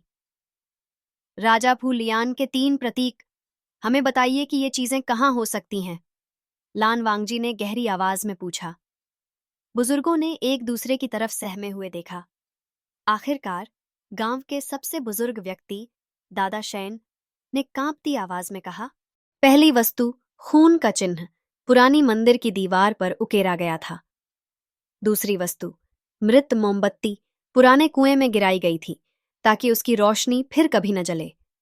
तीसरी वस्तु काला ताबीज राजा फूलियान के महल के खंडहर में कहीं दफन है। वेई वूशियन और लान वांगजी उसी रात पुराने मंदिर पहुंचे। वहां की दीवारें काई और धूल से ढकी हुई थीं, परंतु एक कोने में लाल रंग से बना अजीबोगरीब चिन्ह हल्की रोशनी में चमक रहा था, जैसे वह प्रतीक अब भी जीवित हो। यही है खून का चिन्ह, लान वांगजी ने धीमी आवाज में कहा। वेई वूशियन ने अपनी बांसुरी उठाई और मंत्र गुनगुनाने लगा। सुरों के साथ हवा में हलचल होने लगी और वह प्रतीक धीरे धीरे मिटने लगा। लगता है काम बन गया, वेई वूशियन ने कहना चाहा, लेकिन तभी एक कर्कश चीख गूंज उठी। मंदिर के कोने में धुंधली परछाई आकार लेने लगी। वह वही भयावह चेहरा था, राजा फू लियान का विकृत जला हुआ चेहरा। तुम्हें रोक नहीं सकता था, लेकिन अब तुम्हें खत्म कर दूंगा। उस परछाई ने अपनी लंबी काली भुजाएं फैलाकर वेई वूशियन की ओर झपट्टा मारा। हट जाओ! लान वांगजी ने अपनी तलवार चमकाई और उसके प्रहार से परछाई पीछे हट गई। वो हमें तब तक परेशान करेगा जब तक तीनों प्रतीकों को नष्ट न कर दिया जाए, लान वांगजी ने गंभीरता से कहा। वेई वूशियन ने बांसुरी के सुर तेज कर दिए और मंत्र की लहरें खून के चिन्ह को पूरी तरह मिटा देने लगीं। धीरे धीरे वह लाल निशान राख में बदल गया। परछाई ने गुस्से में जोरदार चीख मारी और मंदिर से बाहर अंधेरे में गायब हो गई। अगले दिन वे दोनों पुराने कुएं के पास पहुंचे। कुआं सूखा और दरारों से भरा हुआ था। आसपास के पौधे मुरझाए हुए थे, मानो वहां मौत का साया मंडरा रहा हो। मोमबत्ती अंदर कहीं हो सकती है, लान वांगजी ने कुएं में झांकते हुए कहा। वेई वूशियन रस्सी के सहारे नीचे उतरा। दीवारों पर मकड़ियों के जाले लटके थे और वहां की ठंडी हवा उसके रोंगटे खड़े कर रही थी। अचानक फर्श पर पड़ी राख में उसने एक जली हुई मोमबत्ती देखी। उसकी बाती अब भी सुलग रही थी, मानो उसमें कोई भूतिया ऊर्जा समाई हो। मिल गई, वेई वूशियन ने ऊपर देखते हुए आवाज दी, मगर तभी कुएं के अंदर हवा भयानक रूप से तेज हो गई। वही परछाई फिर से प्रकट हुई। उसकी लाल आंखें जलते हुए अंगारों की तरह चमक रही थीं। तुम बच नहीं सकते, परछाई ने कुएं में आग भड़काई और मोमबत्ती की सुलगती हुई बाती चमकने लगी। वेई वूशियन ने जल्दी से अपनी बांसुरी बजानी शुरू की। सुरों के तेज होते ही आग बुझने लगी। लान वांगजी ने ऊपर से मंत्र फेंका, जिससे कुएं की दीवारें चमक उठीं। परछाई ने गुस्से में गरजते हुए हमला किया, मगर मंत्र के प्रभाव से वह एक बार फिर पीछे हट गई। आखिरकार मोमबत्ती पूरी तरह बुझ गई और परछाई चीखते हुए गायब हो गई। अब बस एक ही वस्तु बची है, लान वांगजी ने कहा। काला ताबीज, वेई वूशियन ने गहरी सांस लेते हुए कहा।